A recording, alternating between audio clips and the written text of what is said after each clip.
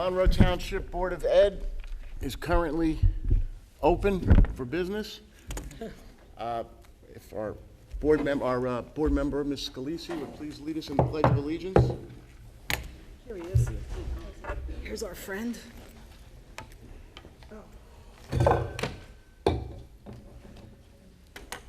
I pledge allegiance to the flag of the United States of America and to the republic for which it stands, one nation, under God, indivisible, with liberty and justice for all. Thank you. Okay, just to let everybody know, I am not Mr. Ryback. Mr. Ryback's wife had surgery, and she's doing very well, so he is tasked with taking care of her, and he's doing a good job from what I hear. Mr. Gorski, if you would please proceed with the roll call.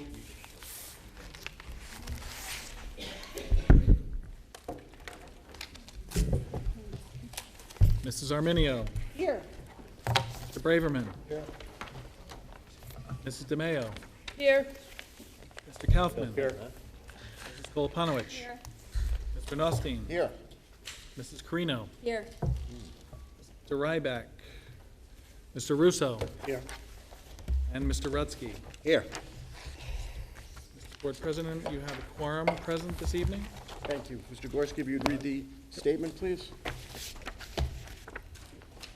In accordance with the provisions of the New Jersey Open Public Meetings Law, the Monroe Township Board of Education has caused notice of this meeting to be published by having the date, time, and place thereof posted October 14th, 2016 at all schools, the Home News Tribune, the Cranberry Press, and filed with the clerk of the municipality.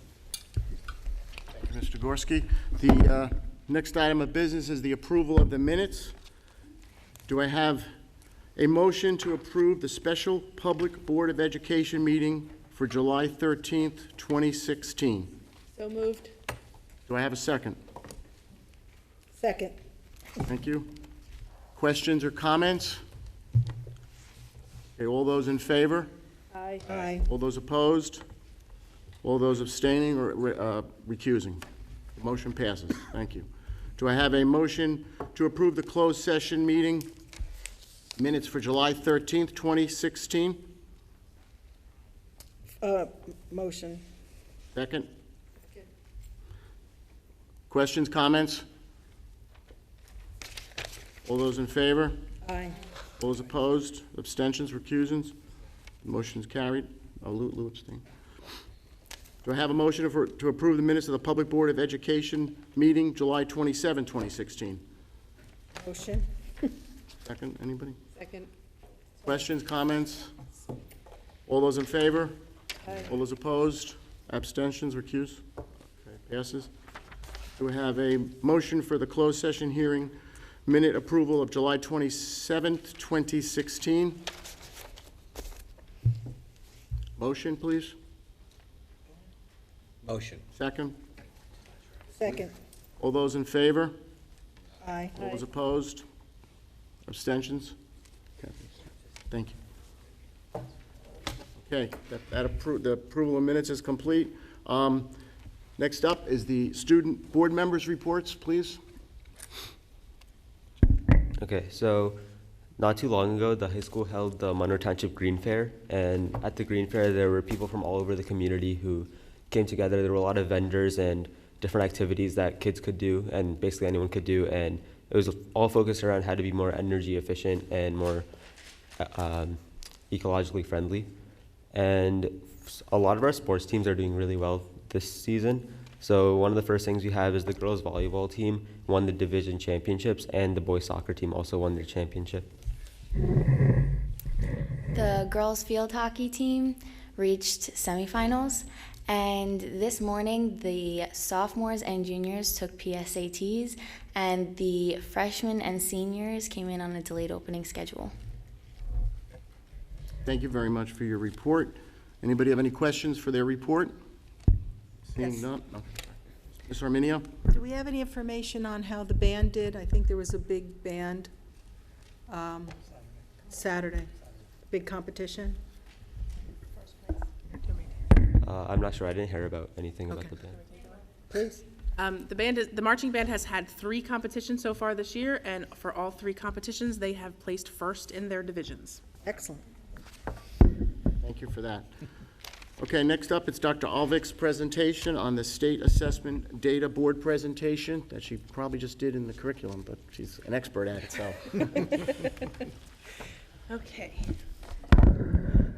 So one of our requirements every year is to present to the public all of our performance data for the state test. So this is the second year that we did PARC. So the presentation that you have before you are our PARC results from the spring of 2016, and they are compared to the first year that we did PARC in the spring of 2015. Just a reminder, we give PARC to all of our students grades 3 through 11 in English Language Arts, grades 3 through 8 in math, a end of course PARC assessment in Algebra 1, end of course in geometry, and end of course in Algebra 2.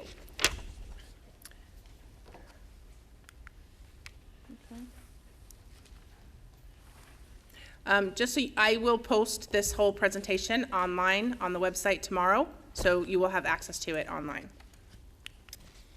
The PARC reports out for each of our students on 5 performance levels. Level 1, the students are not yet meeting grade level expectations. Level 2, they're partially meeting. Level 3, approaching. Level 4, meeting. Level 5, exceeding. The state requires the passing score for our students to be a level 4 or a level 5. The first set of data, as I said, I know there's a lot there. This will be posted on the website tomorrow. The first set of data that you'll see are the comparisons for the state of New Jersey's scores. So this is all of the students who took the assessment in the state of New Jersey.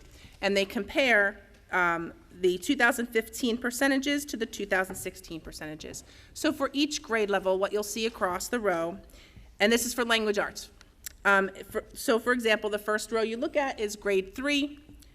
Grade 3 in 2015, there were 15.1% students scoring at a level 1, which is the lowest level. In 2016, that number dropped to 13.6%. You want to see that number drop because that means the students did better in the other levels. And you go across that, it shows the comparison for 2015 to 2016 for each of the performance levels. The last 2 columns at the end show the percent of change in level 1 and level 2 and compare to the percent of change in level 4 and level 5. You want to see the arrows going down in that first column because you want less students scoring at the lower levels, and you want to see the up arrows in the farthest column because you want more students to be performing at the higher levels. Okay? Again, this is for the state of New Jersey results in English Language Arts. I'm not going to go through every single row. We will be here till tomorrow. So the next page is the math results. So again, for each grade level, you have the results up to grade 8, Algebra 1, Algebra 2, Algebra 1, Algebra 2, and Geometry. You have the percentage at each grade level from 2015 to 2016.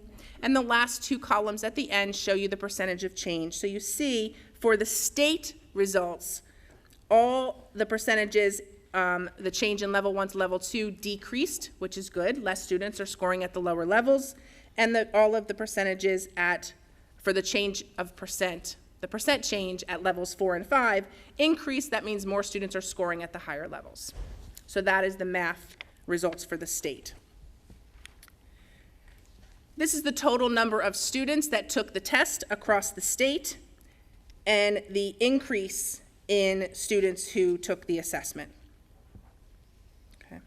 So it's comparing 2016 to 2015. So 56,000 more New Jersey students took the assessment in the second year. That's in language arts, and that's in math.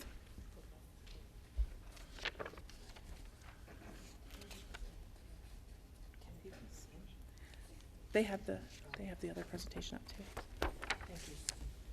Okay, So on this slide, what you'll see is the Monroe Township students' results in English language arts. Again, there's a comparison from 2015 to 2016. You want to see less students scoring at the lower levels, more students scoring at the higher levels.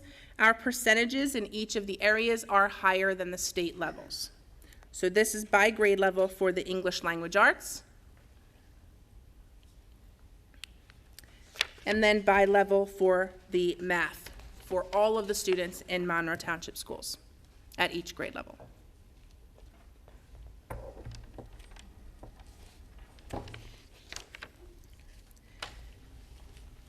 This slide compares the same as we looked at the state level. It compares our percentage change at the lower levels and at the higher levels. So as you can see, for English language arts,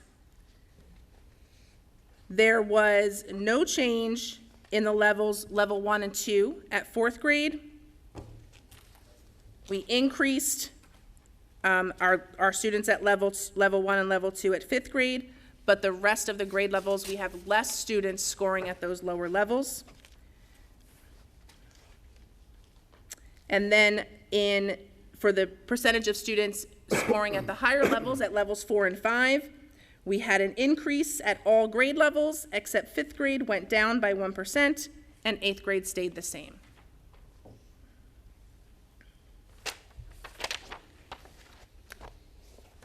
That's in English language arts. And in math, all of our students, all of our percentage change for level 1 and level 2 decreased, with the exception of grade 6, which stayed the same. But all of our percentage of change, we had more students score at the levels 4 and 5 across the district than we did the previous year. And you can see our percentage of change is pretty high. I know one of the things we looked at last year we were concerned about was the high school. Some of those percent changes are pretty high in levels 4 and 5. 22% more students in geometry scored at the 4 and 5 level than they did last year. The next few slides actually break it down by school. Obviously, middle school is one school, the high school is one school, but at grades 3, 4, and 5, you have different schools across the district. So we're comparing the schools across the district, and again, it's the percentage of change. So what we're seeing in 3rd grade language arts is that a lot more of our students increased to 4 or 5 this year. That's language arts in grade 3. Then you have grade 4, and then grade 5. Oh, grade 3 math.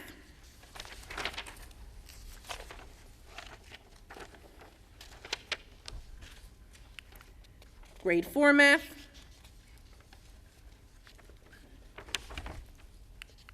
And grade 5 math.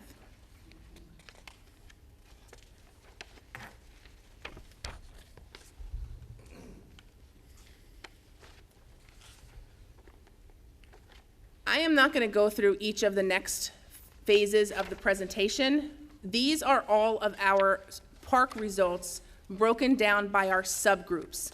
However, any line that had a subgroup of less than 5 has been deleted. They are not on there. It's that there would have been too much of a chance to crossing that line of anonymity for our students and confidentiality for our students, so those were deleted. But other than anybody who had any group that had more than 6 or more students taking the test are included in this presentation. But I'm not going to go through each one because this is broken down by each school, each grade level, each subject. So there are a lot of slides that take you through all of that, and as I said, it will be available on the website for you to peruse at your leisure. So I'm going to go to page 50.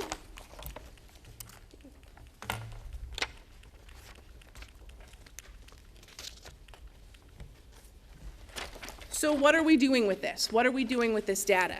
Our principals and teachers and supervisors have been meeting. They've been digging into and mining the data that the state has provided, so they don't just give us these percentage numbers. We can actually mine down to specific questions that students answered on tests and take a look at where are any of our gaps in our curriculum and how maybe we need to reorder some of our curriculum documents to make sure that all of the students are getting what they need prior to the testing dates in March. We are using this data as teachers are preparing their SGOs, student growth objectives. Every teacher has to prepare 1 or 2 student growth objectives for the year, and they have to meet those objectives. This is some data that they can use as they're looking at those objectives for their classroom to make sure that students are continuing to improve. We're also looking at our professional development, and are there things that we need to provide for our teachers to make sure that our teachers have the tools that they need to address any of the areas that are coming up in the PARCC data. So they've been meeting regularly. Right now, each administrator is involved in meeting with all of the teachers as they create their SGOs, which are all due by October 31st. And we're continuing to move forward with that. So because we now have 2 years of PARCC data, it's a lot more data for us to look at and take a look at where our gaps are. So we have made some adjustments already, specifically to some of the order that we're teaching math, specifically in the Algebra 2, because what we're finding, there was a lot of trigonometry, and the trigonometry area wasn't as high as we wanted it to be on the PARCC assessments. So we've kind of tried to reorder that in the Algebra 2 classes to make sure students were getting more trigonometry before they have to take the assessments in March. There are resources for parents. These are similar resources to what I've shared with parents last year as we were preparing for getting the test results back for your children, and for helping your children as we go through how to read the score reports. So they are still there, and they are still available for parents. That's it. Thank you very much. Thank you very much, Dr. Alvik. Now I'd like to ask the board if they have any questions. Mr. Mayo? Of course I have a question. So I'm looking at the 11th grade English language literacy scores. And page 8. And I add, passing is level 4 and 5. So level 1, 2, and 3 is not considered passing. You add up level 1, 2, and 3 for 2016, and that's 75%. No, it's not, I'm sorry, I'm 23, it's 48. 48, Yeah. 48. okay, 48%. So we have 48% of the kids who took the test did not pass. So they're seniors now. So some of them may be in danger of not graduating. So do we know what percentage of those 48 passed via the other options given to them? We are in the process of compiling that data right now with the high school. Now that Dr. Critelli got this information. Okay. We also had students just take a round of SATs. Okay. Students took PSATs today, although that wouldn't be the seniors, that would be the sophomores and juniors. Right. So she is in the process of compiling that as we speak. She's been Okay. working on it. This is for 600 students, this takes some time to Right. really look at it. So I don't have that number for you, but once I have it, I will definitely share it with you. Okay, good. Thank you. Any other questions? Mr. Kaufman? And so, of course, the concerns are going to be where we've gone up in like the level 1s or the level 2s. So I'm just looking at the stats here for grades 3, 4, and 5, and something just popped out that's kind of weird. And I just wanted to know What if, page? it's the set of them from like page 12 all the way to page 17. And when you take a look at the stats for grade 3 and 5, we have a smattering between Brookside and Applegarth Woodland, where we've gone up instead of down in the not yet met expectations, right? But across the board, grade 4 hasn't gone up across the board, but 3 and 5 have. I mean, is there like, well, first then, what's the next steps for getting that to go in the right direction? Wait, what do you mean? Well, if you take a look at grade 3 in Brookside. Right. It went from 5% to 7%, from Right. 15 to 16. That's Right. bad, Right. okay? Same thing for grade 5 Brookside. It went from 3 to 5%, same period. Applegarth went from 2 to 3. Woodland went from 5 to 6. But when you take a look at grade 4, for their numbers, which are on page 16, in all cases, across the board for this mathematics, nothing went up. It all went down from Right. 15 to 16. But 3 For and level 5, one? yeah, for level 1. Okay. Yeah, because that's the bad one. You don't want going up year to year. Yes. Okay, we all agree Well, on actually, that. 2 and 3 are, Yeah, I'm just saying the worst. Okay, all That's right. the end of the spectrum. You don't want going up, right? It was just odd that grade 4 didn't have an uptick. It had downtick like it should, so. But one of the things that comes into play, a couple things that come into play. One of them is, last year, we did not get the data back in a timely manner.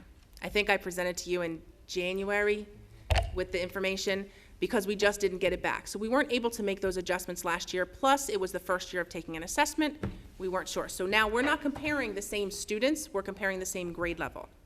So this is a different cohort. So if you go kind of down, I would want to look at that also. So this year now, we have 2 years of data. Again, we made some changes from last year to our curriculum. Those changes weren't in place when we took it the second year yet. Because we had just gotten the results back in December, January. The students took the assessment in March. Does that make sense? I'll give you a pass. Okay. I have a Mostly question. because of the 2015 was, 16, 17, there's no pass. Well, speaking kind of to that, how many years does it take to get a good read on how the students are actually doing? I don't know. I think it's going to depend on, is the test going to change? That was something that we had happen with the New Jersey Ask. Right. As we were going through year to year, we would be doing really well, and then the test would change and our scores would drop. So it's so new, I'm not sure. You don't have a So we're statistician looking who more, can we're say- not, when we look at the results, we're not just looking at these percentages. We're really digging down into the questions and the content and the standards that were being assessed and how that can be addressed in the classroom with the instruction. So it's not just, we're not just looking at just the percentages. We really are going down deeper than that. But when we change our curriculum, moving something from the end to do better on a test is not making our curriculum better. We're just switching it around so we can do better on the test. Well, that's one thing, but we are rewriting curriculum. I mean, think about all of the documents Right. that we've looked at this year, and we've been increasing them and realigning them to standards. Remember, New Jersey also just changed their standards again, so that's going to be another process next summer of looking at those curriculum documents in language arts and math. Right. So it's not just moving. That was an easy thing that we could do without rewriting an entire curriculum document. Was rearrange some of the topics, but we're also looking at all of the practices that are happening and the way that we're writing curriculum. I think we did 51 curriculum documents this past summer. Yeah, I know. Yeah. Any other questions for Dr. Alvik? So if I could, I think you just touched on something I was thinking about. So these we're comparing last year's third grade with this year's third grade and so on. At some point, is it going to be helpful to look at last year's third grade, this year's fourth grade, next year's fifth grade? Yes. And so you can tweak the data to sort of study that progression? Yes, And we you- can do and a you will? cohort study rather than just the year to year. It's just too soon to do it now? With only 2 years of data, it really wouldn't give you much information. Gotcha. Plus, the test was completely different the first year. There was 2 testing periods, so, I mean, it is kind of comparing apples and oranges. Would you think the increased numbers, is that just because all the parents that didn't participate, all the students that didn't participate last year, they all of a sudden felt like it's okay to take the PARCC test this year? Yes and no. Okay. Yes, there was definitely a different group of students. However, we also rearranged our schedule. Do you mean across the state or in Monroe? Both. Both, yeah. Sort of, just curious. Yeah, in Monroe, we rearranged the schedule at the high school, so students were coming in on delayed opening. So students weren't being pulled out of classes or, worrying about getting back to a class that they might have been late for. So I think that made a difference in our high school with our high school numbers. And yeah, the opt-out movement still continued throughout the state, but it seemed to be less in our area. Any other board members have any questions? I just have a question. I definitely see that the scores have improved. What do you attribute that to at this stage of the game? I think it's just our ongoing professional development, our teachers and all of the work that they put in, the assessments that we're doing ongoing in our classrooms, specifically the DRA assessments. This year we've implemented MAPS, so that's not obviously reflected here. Looking at our RTI process, really looking at our students, it's using the data. So I think that's, again, there weren't a lot of changes that we could have made from the time we got the results from the first round to when we gave the second round. It was, and again, part of the high school piece was that change in schedule. And also, I think I heard you say that the assessment drives the SGOs. Is that accurate? The data drives the SGOs. Okay. So they're not using PARC. They're not using PARC to say 70% of the students will score a 4 on PARC, because they're not going to, first of all, they're not going to get that data back before the end of the year when SGOs have to be completed. But they're using their data and what they know about their students to create those SGOs. Excellent. Thank you very much. There's a lot of numbers to look at, and I think we probably all need to look at this much closer than this, the cursory look we took tonight. So, but thank you for your efforts here.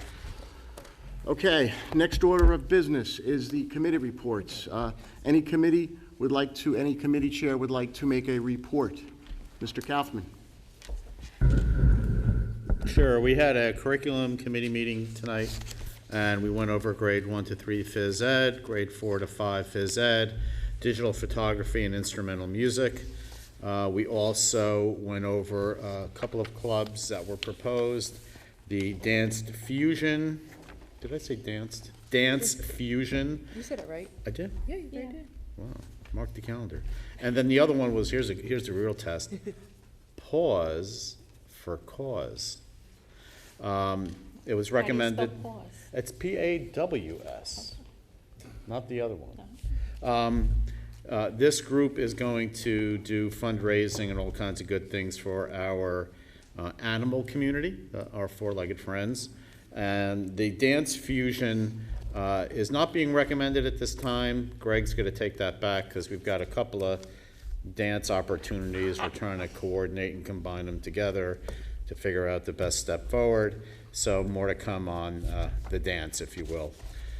We also had some conversations on the possibility of us changing our football conference.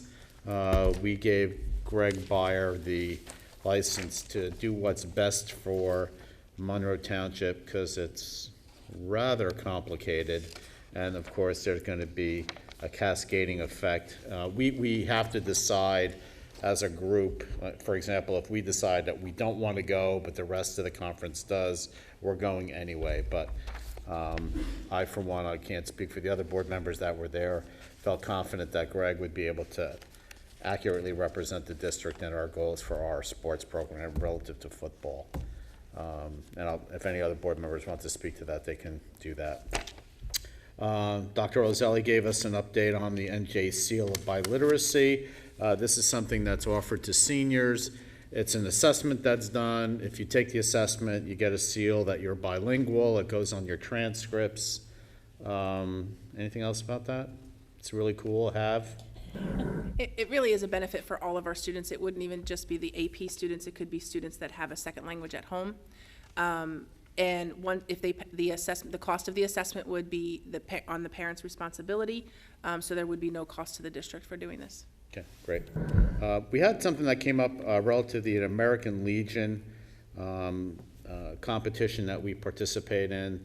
We're going to ask the board to do something a little unique tonight. I don't want to steal Mr. Nothstein's thunder, but he's going to make a recommendation before the board that we try to take action tonight.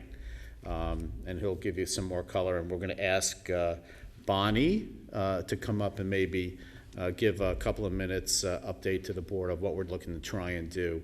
It's rather unique, it's rather time sensitive, so that's why we thought we'd be bringing it before the board tonight to possibly do something.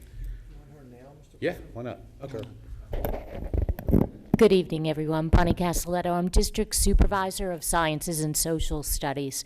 So this evening at our curriculum meeting, we spent a good deal of time talking about an upcoming competition that our students will be participating in, and that's the American Legion-sponsored Voice of Democracy oratorical competition. This year, we have 5 students who are very interested in competing. That's an increase of about 150% in terms of student participation.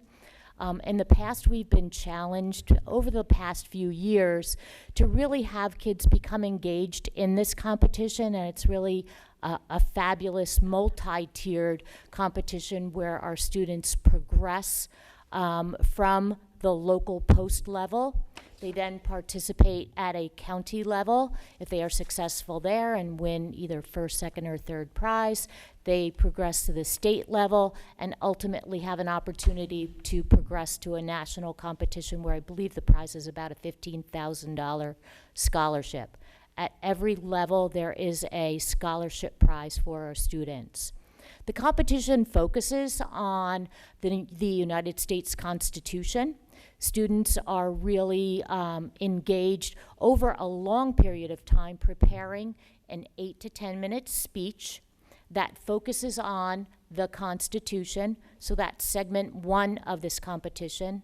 And then segment 2, there are 4 constitutional amendments that the American Legion identifies every year for students to really immerse themselves in, and those 4 amendments become the focus of impromptu questions for the participants. So the students really have to stand and respond to questions on the Constitution. So I'm really thrilled to report that the increase in student participation. One of the glitches that we have moving forward here is that because we had a lack of enrollment for several years, the stipend had been dropped for this. So right now, we have parties that are interested, staff members that are very enthusiastically interested in supporting the students, but that stipend no longer exists in terms of being budgeted for this year. However, contractually, that stipend does exist. So, as we discussed at our curriculum meeting, I think we're faced with how can we best support these really enthusiastic kids and go forward and help them understand the Constitution and increase our civic literacy, and in light of everything that's going on in our election process and the world around us, I think we really would be well-founded in trying to find the funds to support this advisor going forward. So I think that's what the proposition is. Thank you very, very much, Ms. Casaletto. I Sure. appreciate you staying extra and Sure. filling the board My in on this. pleasure. It's much appreciated. Just to kind of follow up with what Mr. Kaufman said and what Ms. Casaletto said, this happened about a year ago. Commander Nick Freddo approached me, and he was interested in trying to get this in the schools, and he didn't really know who to contact. So I followed the chain of command, and I gave the information to Dr. Kozak, who ran with it, and I appreciate that because it really looked like it was a good program. And now we're at the point where it's going to be a reality, but we need to authorize a, correct me if I'm wrong, $1,721 stipend for this position. So with that in mind, I am making a motion that we approve this stipend position for $1,721 for, I don't know the exact name of it, an oratory, work with me here. American Legion Oratorical Competition. There you go. Advisor. Do I have a second for that? Second. All those in favor? Is this roll call? Yes. Yes, please do a roll call. Any questions or comments? But Mr. should we Braverman? also have a budget for the students? Are there expenses for the students? Don't believe so. Sure, absolutely, Okay. Dr. President. Ms. Braverman, I don't believe there are expenses for the students because it's, they're writing essays and they'll have their faculty advisor helping them with that. Dr. Alvick, you may be able to help me with that, but as far as I know, there are not any expenses for the students. Maybe They don't go transportation. to any conferences? Well, if they advance to the next level, then yes, there would be, so that we would have to come back to Transportation. transportation, we'd have to come back to the board and request that. And a timely fashion. Yes, we would. We apologize for the late notice of this, but it's just been evolving. Anybody else? Any other questions? Okay, Mr. Gorski, roll call vote. I'm sorry.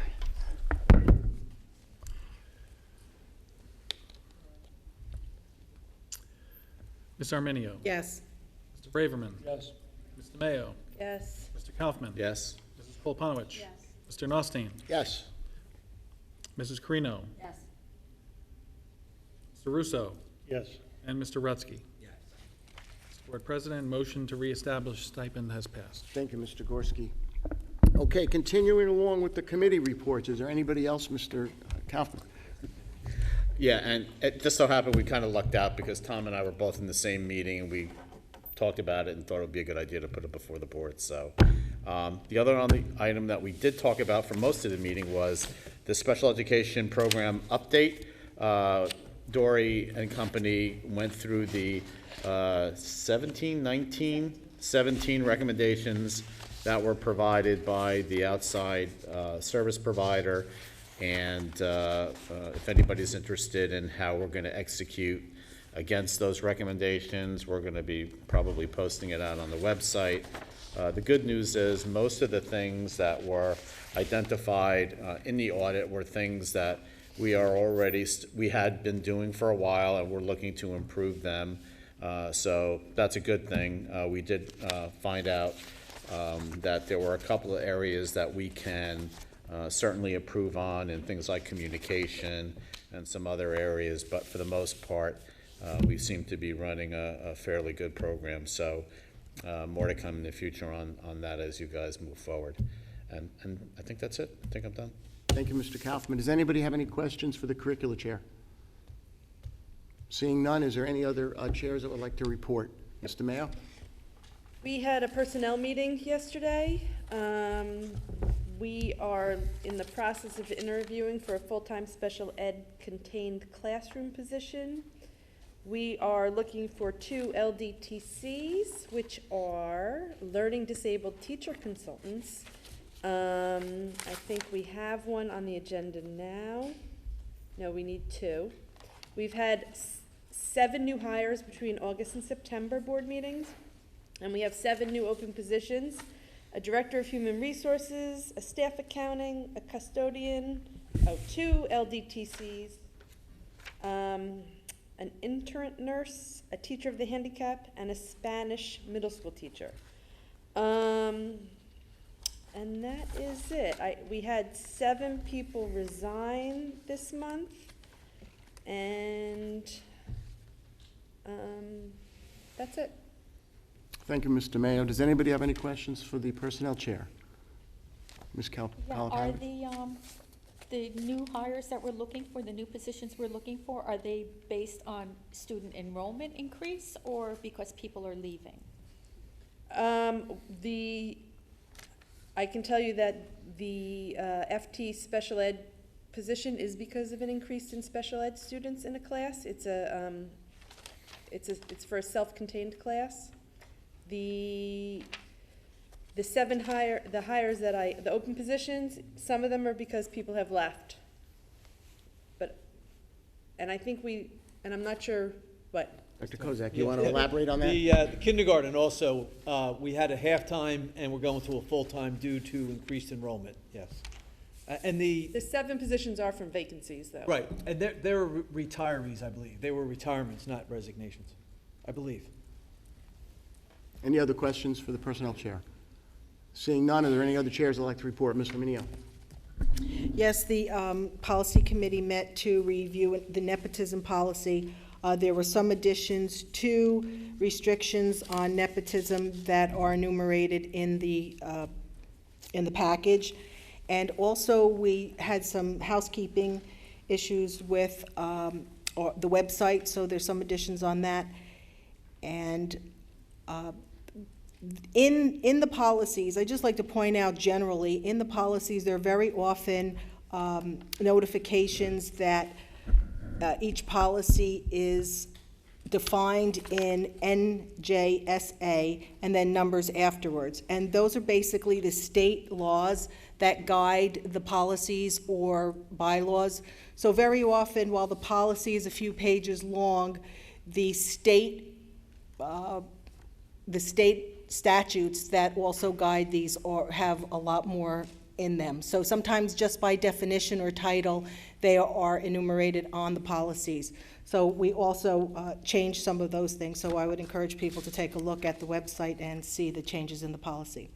We had a discussion, the policy committee met, Mr. Braverman wasn't able to attend, and unfortunately, the alternate wasn't called, but Kathy Kalponowitz was in the room, so we had enough for our committee meeting, and everybody agreed to some of these changes unanimously to present to the board. We also had a discussion that is not on the table this evening, but we're going to further discuss it about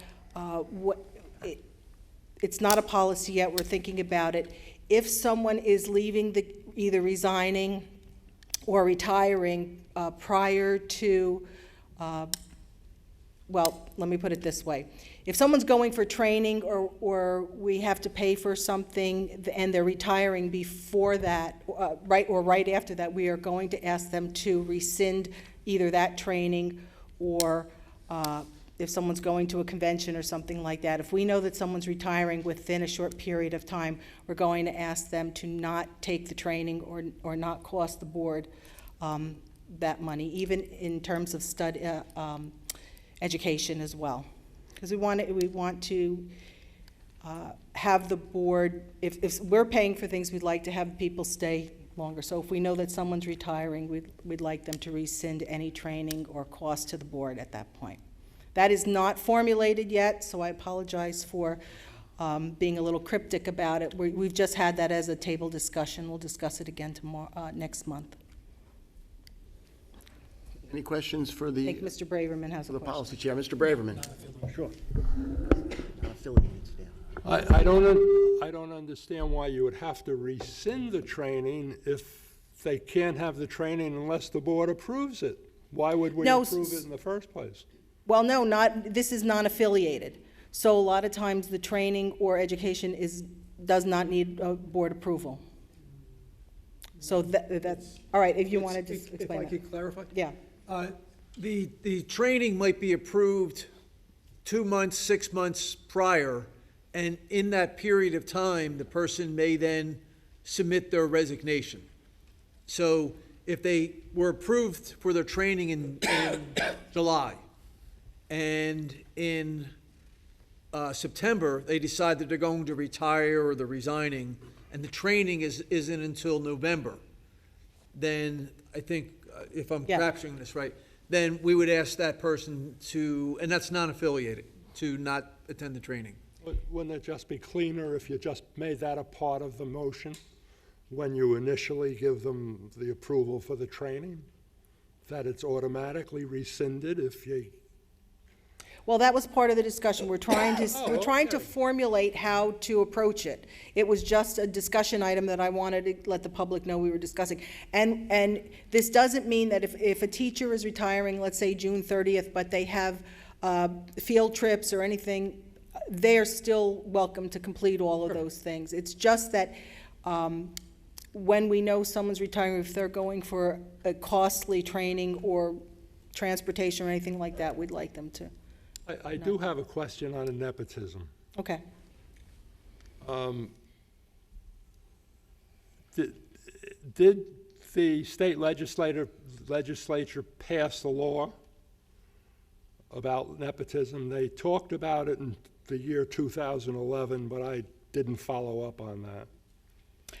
Well, I had a discussion with the attorney prior to the committee meeting, so what's here has been reviewed by the attorney. So I don't know the answer to that question. But we did add something to the policy that was state law that was not on the policy, and that's by title. What's that? What did you add? It had to do with administrative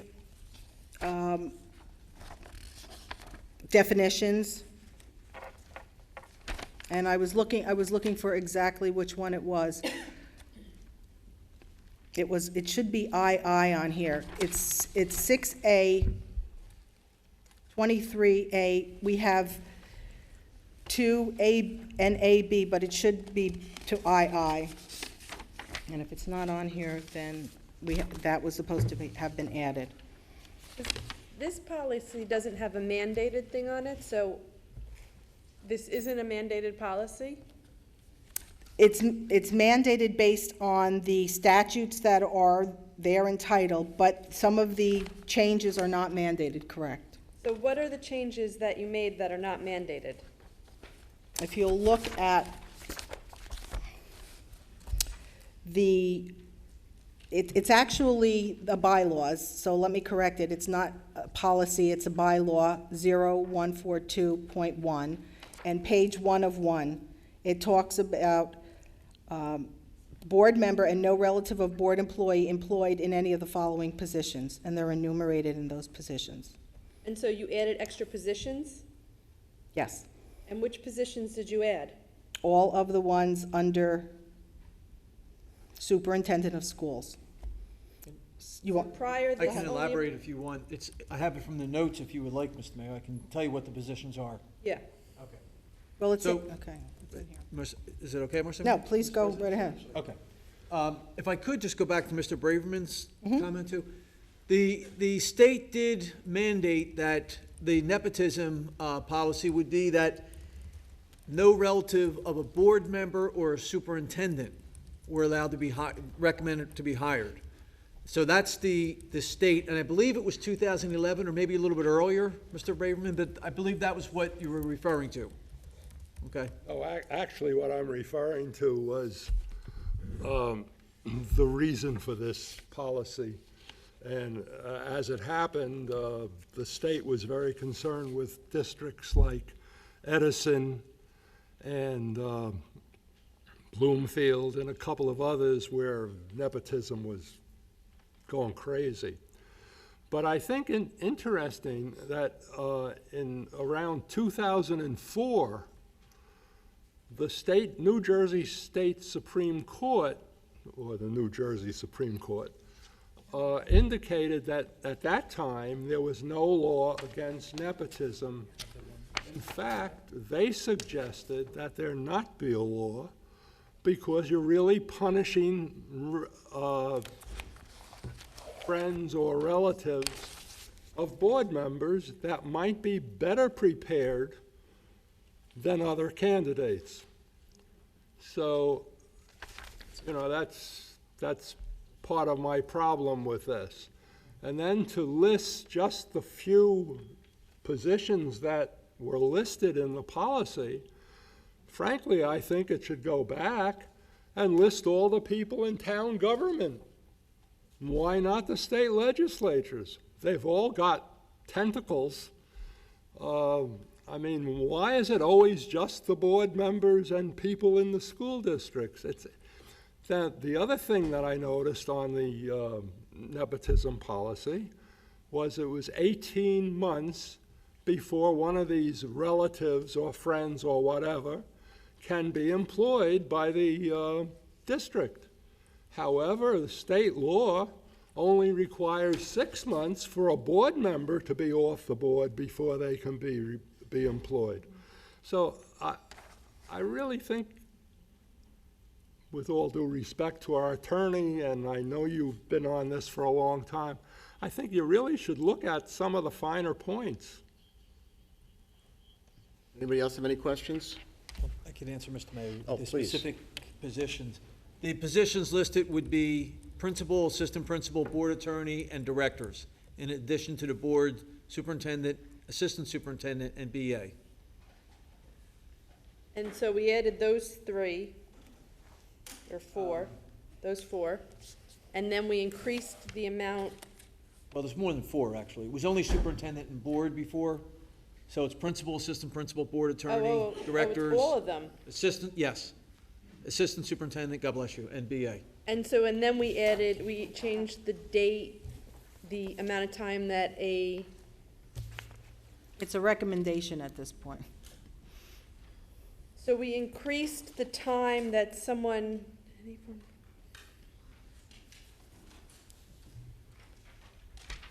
So we're increasing from 6 months to 18 months that any former board member or relative of a board member for at least 18 months after the former board member's cessation of the membership on the board following a school election, resignation or removal from the board.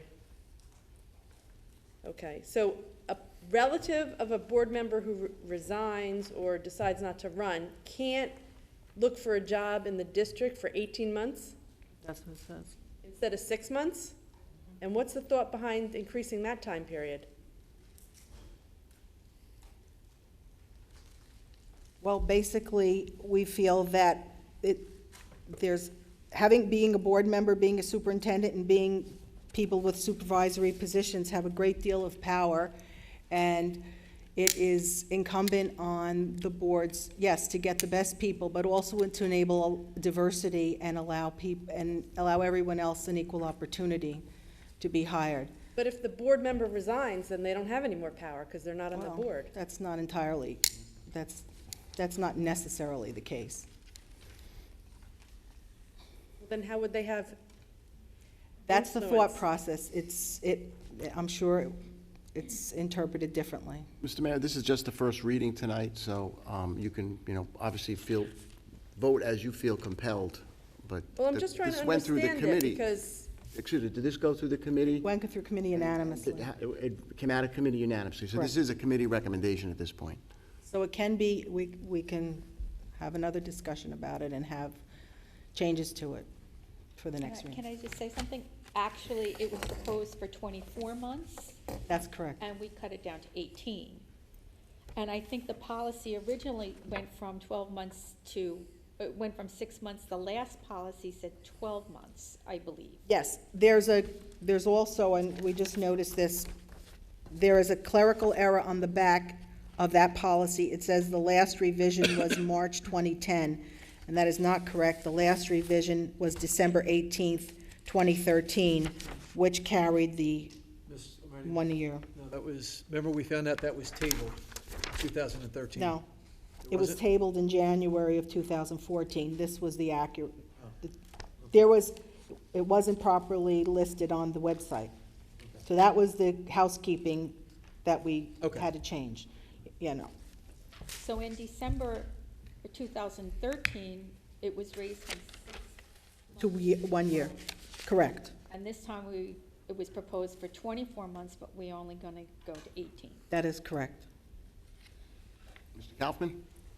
So I got some interesting points, only because, other than everybody looking at me.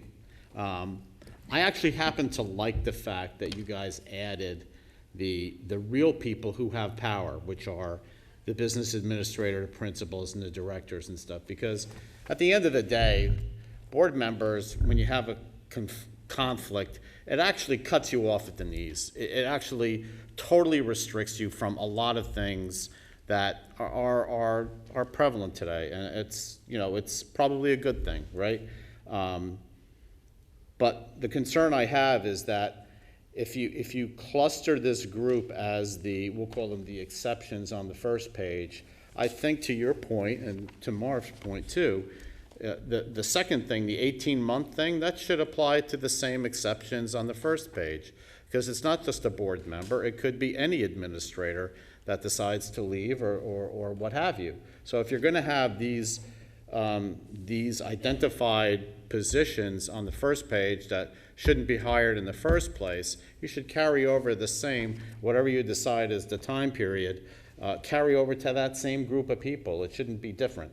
It should be the same group that are applied to the exception in the first place. If you're going to do something, it shouldn't be just for board members, because, like I said, when you're a board member and you have conflicts in the district, it hurts you more than it helps you. Trust me, I know.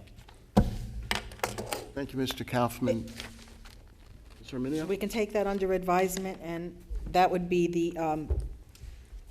the committee's, the committee can discuss that next month. So we can still do a first reading tonight. correct. And then we can still take it back to committee. Will you make that happen, to go Yes, back to committee on that? absolutely. Thank you. And I think I just have a clarification.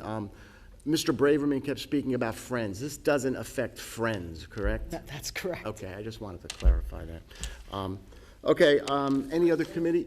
In other words, if I have a friend, I can recommend them? You sure, well, you're not, a board member shouldn't be There's no recommended. problem. Well, I think then there's a conflict. Because you can That might pick be your an ethical friends, you issue. can't pick your relatives. That's what they say.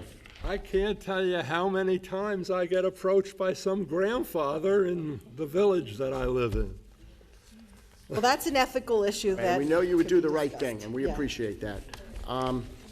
Okay, next up, the Finance Committee met on Tuesday. The first item of business was an audit update. Mr. Gorski explained that it's that time of the year again. The comprehensive annual financial report is the annual audit that's done, that's mandated by the Board of Education and the State Board of Ed, and that is going in the process right now. It's a very rigorous process, and the first draft of that report will be coming out in about a week. An ongoing item on the agenda for the Finance Committee has been the Adult Education Program discussion. Basically, it was learned that the Adult Education Program is basically losing money to the tune of about $30,000 a year. The Finance Committee was a little concerned about that at this point, and what the Finance Committee has decided to do was that they've asked Dr. Kozak to come up with a corrective action plan, basically, to revise the course offerings to make them more attractive, to increase the fees as needed, and to ensure that the program's loss decreases by 25% next year. So we're setting basically some parameters on this. We think that the program has some benefit to the community. We did look at the numbers of community participants. It's roughly around 150 community participation with the outlying areas. I don't know the breakdown of where, but about another 50 to 60 from other areas of Middlesex County. So basically, it's about 150 from Monroe. So that is what the committee has recommended to Dr. Kozak. On a very plus side, we had some very, very good news about the Falcon Care ECE financial statements were introduced to the Finance Committee, and it's better news than we actually had thought. The ECE met expectations for the year, and we had revenue of $407,034, and total expenses were $291,000 for a net income of $115,500. Falcon Care, in its inaugural year, exceeded with revenues of $829,000 and expenses of $416,000 for a net income of $412,000, almost $413,000. So that is fantastic news, because what the board has done, we've taken a failing program, and through Mr. Gorski and the district administration has turned this into a very, very profitable, what we call an enterprise fund. An enterprise fund is a fund that we can actually make money on and then spend it on students and on whatever way the board decides. And that's going to actually lead me into a discussion on the MECA loan. Initially, MECA was the Monroe Early Child Care Initiative that was implemented several years ago, and it borrowed money from the township in order to start this. Well, that was a losing proposition. This board took it over and basically turned it into a profitable one, but that loan was still outstanding. So every month, we've been paying down that loan from $300,000 plus. It's now down to $154,000. So based on that, tonight, I would like to make a motion in the middle of my committee report, since that's what we seem to be doing tonight. I hereby move that the Monroe Township Board of Ed approve the utilization of available funds in the ECE and Falcon Care proprietary accounts to pay off the MECA loan in full. Do I have a second on that? Thank you, Ms. Kalpanovich. Is there any discussion on that motion? I have a question. Certainly, Ms. Can you Mayor. define proprietary accounts? Can I define, do I look like an accountant? No, but Mr. Gorski, I will Okay. assure you could. Thanks. Most of the school district accounts are within fund accounting, and they're not designed like for the corporate model of accounting where you have a profit and loss. Proprietary funds are different. They are more like an income statement with a profit and loss and retained earnings. We have a few here in the district. The cafeteria program is one. The use of any surplus in there is restricted because there are federal reimbursements that are included in the monies. The other proprietary funds that we have is early childhood enrichment and Falcon Care at this time. Okay, so we're gonna use, are we gonna use the money from the lunch? No, that's in, that's in Okay. the cafeteria So we're program, gonna that's use separate? PC and Falcon Care? Yes, ma'am. Okay, Yes, thank you. ma'am. And that's as the board determines. Depending on this This resolution will pay off the loan, and then in the future, you can anticipate some handsome profits that, as Mr. Nostine said, could be applied to the budget to reduce taxes, to provide additional programs and services, whatever the board sees fit. Thank you, Mr. Gorski. Is there any other questions or onto the motion? Mr. Arminio? That was originally 300,000 or a little bit more as a loan. Yes, ma'am. So in the, what, 3 years? You were able to reduce it to half, and now we're paying it off. Yes, we've been in compliance with the board resolution to pay, I believe, $5,000 each month against that loan from the earnings in the fund. And now it's down to $154,000. And we still have sufficient funds after that payment is zeroed out to collect money from the program. Correct. Because the performance of this fund exceeded our expectations, the design to develop some retained earnings is constrained, and we can actually pay off the loan now and still have ample cash going forward. Because I know it's very difficult for a board to oversee a program, see it not working, and then ask it to be dissolved. I know there's a lot of controversy about that, there's a lot of disappointment, but I think it is a responsibility of the board sometimes to do things that are uncomfortable, and that was one of the things that I think we succeeded in reviewing a program that wasn't working, established a program that was, and now we're making money. I mean, and I don't know, this is a long time ago, and I don't know if anyone knows it or if my information is accurate. At one point, the after-school program that we were only collecting $100,000 from, that was it. But prior to that, we weren't taking any money from it. Wasn't there like a 10-year period that they were just using the facilities, and we were not getting any reimbursement for that? Like, didn't we have we had it, well, this is you. This is you. You can take this one. Yeah, so Basque was here for forever. It was a proprietary business. They were using our facilities. And for years, we had gone to them saying, you know, you're collecting all this money. You're making money. Don't you think you should give the district a little something? I mean, there are facilities you're using. And they had always said, well, you know, if you want us to do that, that's fine, but then we're going to pass that cost on to the parents. So we were kind of held hostage, if you will, for quite a long period of time. And about 4 years ago, I guess, close to that, we decided to turn the tables around. And we tried at first to take over the program at that time. So, hindsight being 2020, we could have been pocketing this money 4 years ago. But the district at the time wasn't in the right place, and we had to do something immediately. We had to resolve the issue. So the Basque folks were kind of, I don't want to say put up against the wall, but we were about ready to pull the plug, but they agreed to share more than they had been before. So at the time, we were making about $100,000, and I don't know what their income was, but it was a lot. And the intent at that time was to make sure that when that contract was up, which was 3 years, I think we had, Mike? Correct. Because they wouldn't do anything for anything less than that. We were just not in a place to do anything. We for whatever reason, I'm not going to go into it, but we weren't in a place to take it over. So we had 3 years to basically invent what we have today. And, hindsight being 2020, woulda, shoulda, coulda 4 years ago, but at the end of the day, we took over the program. I think we put something better in its place, and that was the original intent, had we not had to kind of wait the 3 years. But we were contractually obligated to wait, so we did it now. Can I just make one final comment? Sure, Ms. Rainey. During the finance meeting, we did have a discussion about making sure that the cost to the community who are using the system is going to stay affordable.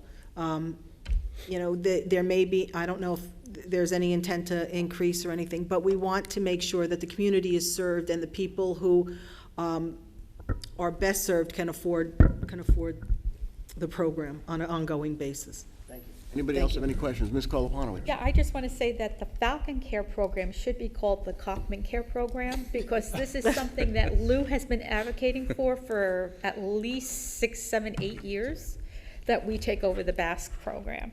So I think we should change the Well, name. it's a good evolution. Sorry. Thank you, Ms. Koloponowicz. Also, on the resolution too, I just want to also, I think what Mr. Arminio said about the size. The program is, both programs are already at full capacity, and we do have a waiting list. And I mentioned the contributions from the administration, but we also, I would be remiss if I didn't mention Ms. Sharon Jensen, the director, for all her hard work in really turning this into such an amazing program that it is. So I think we need to thank her too. If there's no more, if there's not any further questions, I will ask Mr. Gorski to perform the roll call, please. Mrs. Arminio. Yes. Mr. Braverman. Yes. Mrs. DeMayo. Yes. Mr. Kaufman. Yes. Mrs. Koloponowicz. Yes. Mr. Nostine. Yes. Mrs. Carino. Mr. Rybeck. Mr. Russo. Mr. Rutsky is not eligible. Mr. Board President, I'm pleased to say that motion passes. Thank you very much, everyone. I just have one more item on my committee report. The board was apprised of a legal proceeding that we were successful in. It was the efforts in, we're giving the initials here, but he informed the committee that the board attorney will be seeking a judgment against Ms. Shahat for failure to pay back tuition of $18,706 as ordered by the administrative law judge. Basically, this was an issue where the student, a residency issue basically, where the student was found to not be a resident of Monroe, and we then sued the parent, and we've won a judgment against that parent. So now we have to go back to court and I guess file a lien or something to try to make that payment happen. And that concludes my report. Are there any questions? Okay, seeing none. The next item up is the public forum. I'm going to ask the public to, anybody who comes up to speak at the microphone, please state your full name, your address, and any affiliation of a group that you are with. And this first public forum is strictly on anything that's on the agenda, and you are limited to a 3-minute time period. Mr. Chiarella. Good afternoon. My name is Ken Chiarella, 116 Pergola Avenue, Monroe Township, obviously. I have a question regarding the approval of the minutes from July 27th.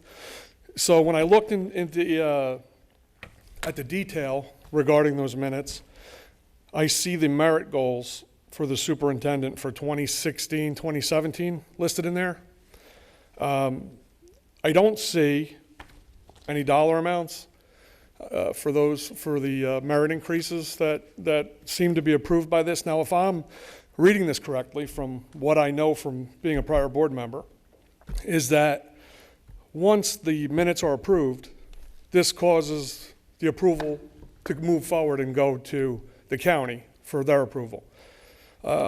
So my question is, if we're going to do something like this, where we're giving the superintendent a bonus or merit increases based upon goals, why aren't we listing the amounts for those increases, and why aren't we being transparent? So, this board, from what I've heard, is priding itself on transparency and being on the up and up and doing all the right things for the taxpayers and things like that. And then here, under the cover of darkness, on a superintendent whose salary is capped, we slipped through a $16,000 merit increase with goals that have nothing to do with things that really matter to the district, like, for instance, solving our growth issues.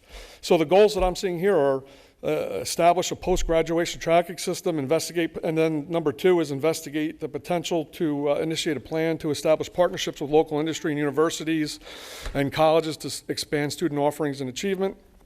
All great things, I guess, but nothing that's solving our immediate needs, which to me, are things that have to do with the growth and our student population and educating our kids.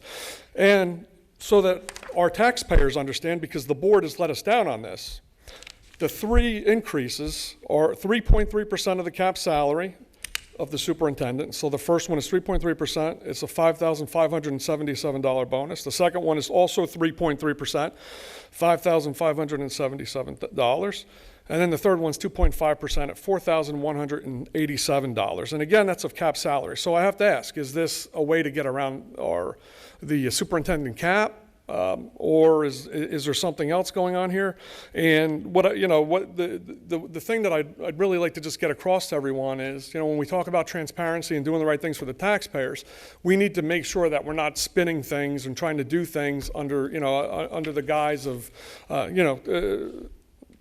some goals that just seem murky and not really defined for me anyway, and that don't really address some of our main issues. And I guess that's it, but thank you. Well, I mean, I would like to address some of the things that Mr. Chiarella said. I think that as a former board member, he's aware that these are contractual issues. When we hired Dr. Kozak, in his contract, that I was on the contract team with Ms. Kolopanovich and actually Mr. Poi, and we actually decided that we didn't want to have any merit goals the first year. It was just, first year kind of getting your feet wet. So we did not provide any merit goals for the first year. In the contract that we signed and this board agreed to and voted on, we had merit goals that we had to initiate in the second year. And that is what we did. We followed the contract on that. And you, as a board member, knows, I don't know if you ever went through a super search, but that's part of the contract. What I'd like to know, though, with all due respect, is why we wouldn't list that and list the amounts. Everything else, we talk about listing and the importance of listing and being transparent and open to the public, and we're watching every dollar, we're squeezing every penny, we're going and making sure that we're doing the right things for the taxpayers, but then we don't list $16,000 for a superintendent that's capped. It's a great point. Unfortunately, what happens in the minutes, way back when I was going to these board meetings back in '01, we actually used to record the board minutes, and then there'd be a transcript, okay? Obviously, we don't do that anymore. The state or the law says that we have to have comprehensive minutes. Now, that's a very nebulous term, if you will, so it's not as clearly defined. To your point, I would love to see more comprehensive minutes. I would love to see a recording and then a transcript personally, but it's very costly, and it doesn't really help the student achievement. But this board is not trying to hide anything, because you were able to get that information too, so it's not like it's a hidden information, correct? Well, I could get the information, but I'm a former board member. I don't think that the tax-paying public can get that information as readily as I could. So I think it's incumbent upon board members to make sure that we're giving that information. So even though we don't have verbatim minutes, this board should go the extra mile and make sure that these kind of things, especially when it has to do with tax dollars, are listed. I agree, Thank you. and your time is up. Thank you. Anybody else? Goals are county approved, too. They have to be county approved. Timothy Veraska, 7 Collins Avenue. Good evening. Well, thank you for your service on the board. My question is reserved to Section 5I, which is into the creation of a new learning language disability self-contained class. I was wondering if you had more information as to what grade level that pertained to. That would probably be a question for Dr. Alvick, possibly. I hate to put her on the spot, but it's better than me. We're looking at our student enrollment at the K through 4 level. So it will probably be K through 4 students, but there can only be a 4-year age span in Correct. that class. Okay. That was really my only question. If any of you know me, I sent the letter at the beginning of the year, and I want to thank you for your attention to this matter. Thanks. Thank you for your questions.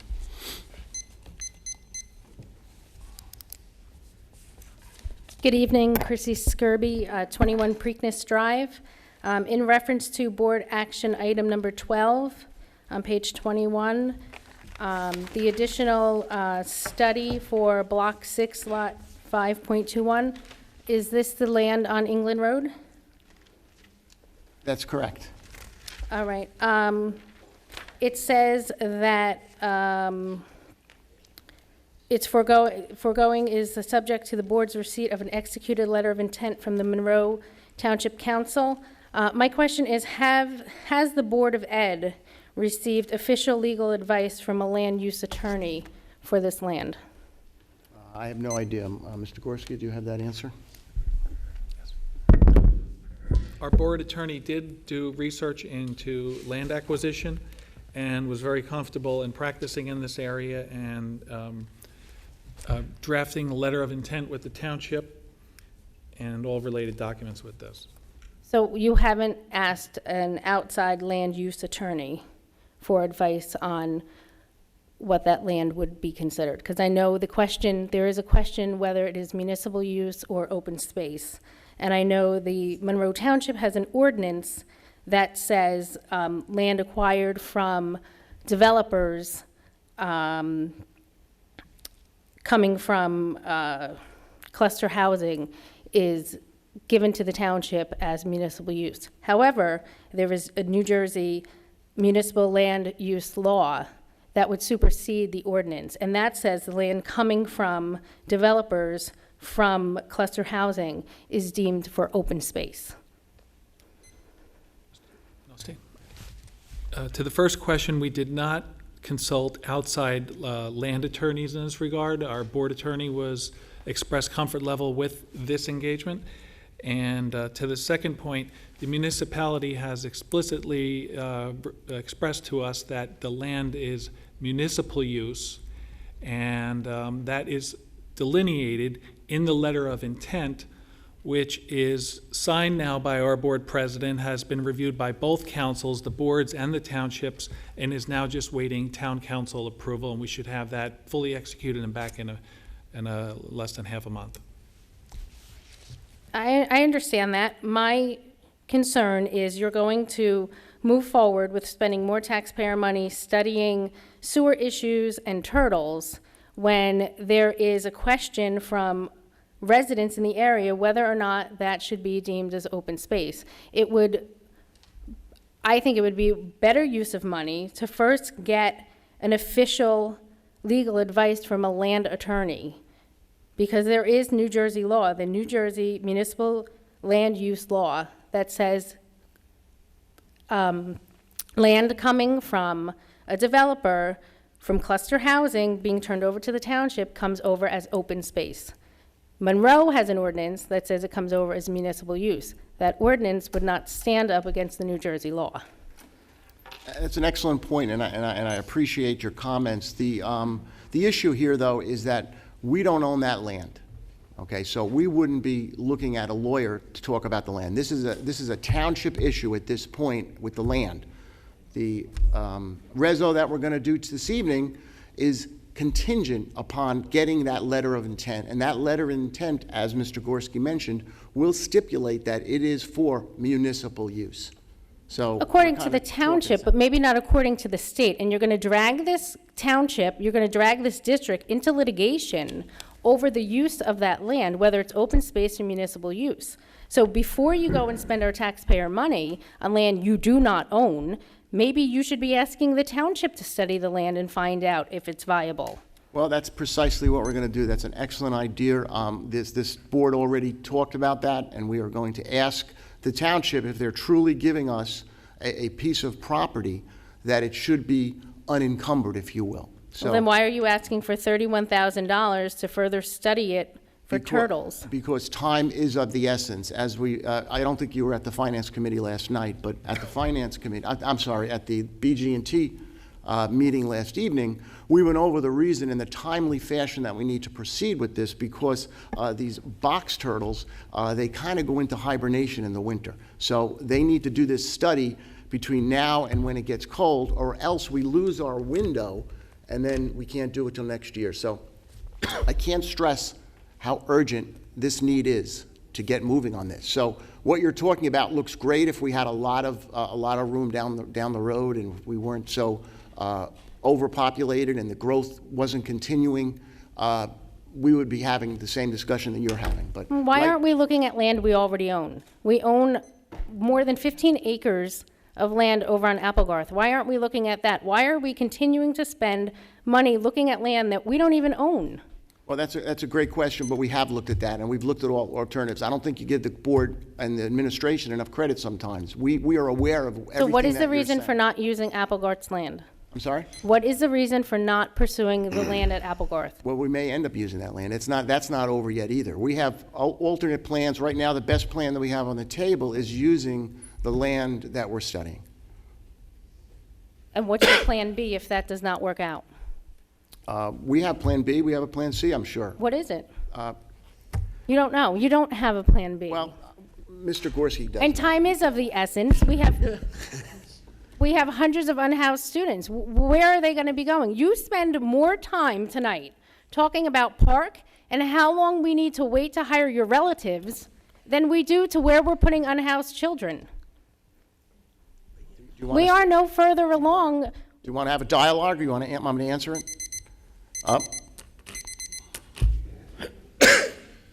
I think I'd like to answer the question about the alternate plan, because that's really important.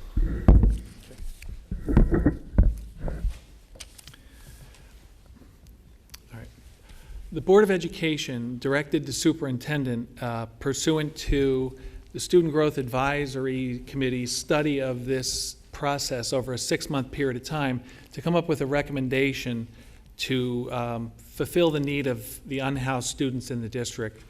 And the plan that was recommended to the board, which is the most favorable, we'll call option 1, and it's as follows. First, there's going to be a need for an addition to the Monroe Township High School. That this school opened at capacity when we cut the ribbon, and it now has a large number of unhoused students and requires an addition to handle the current number of students and the projected here.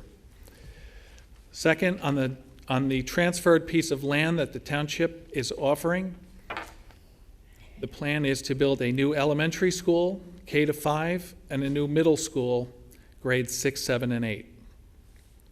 We are also going to close Applegarth School, which has become unreliable for instruction due to very aged facilities.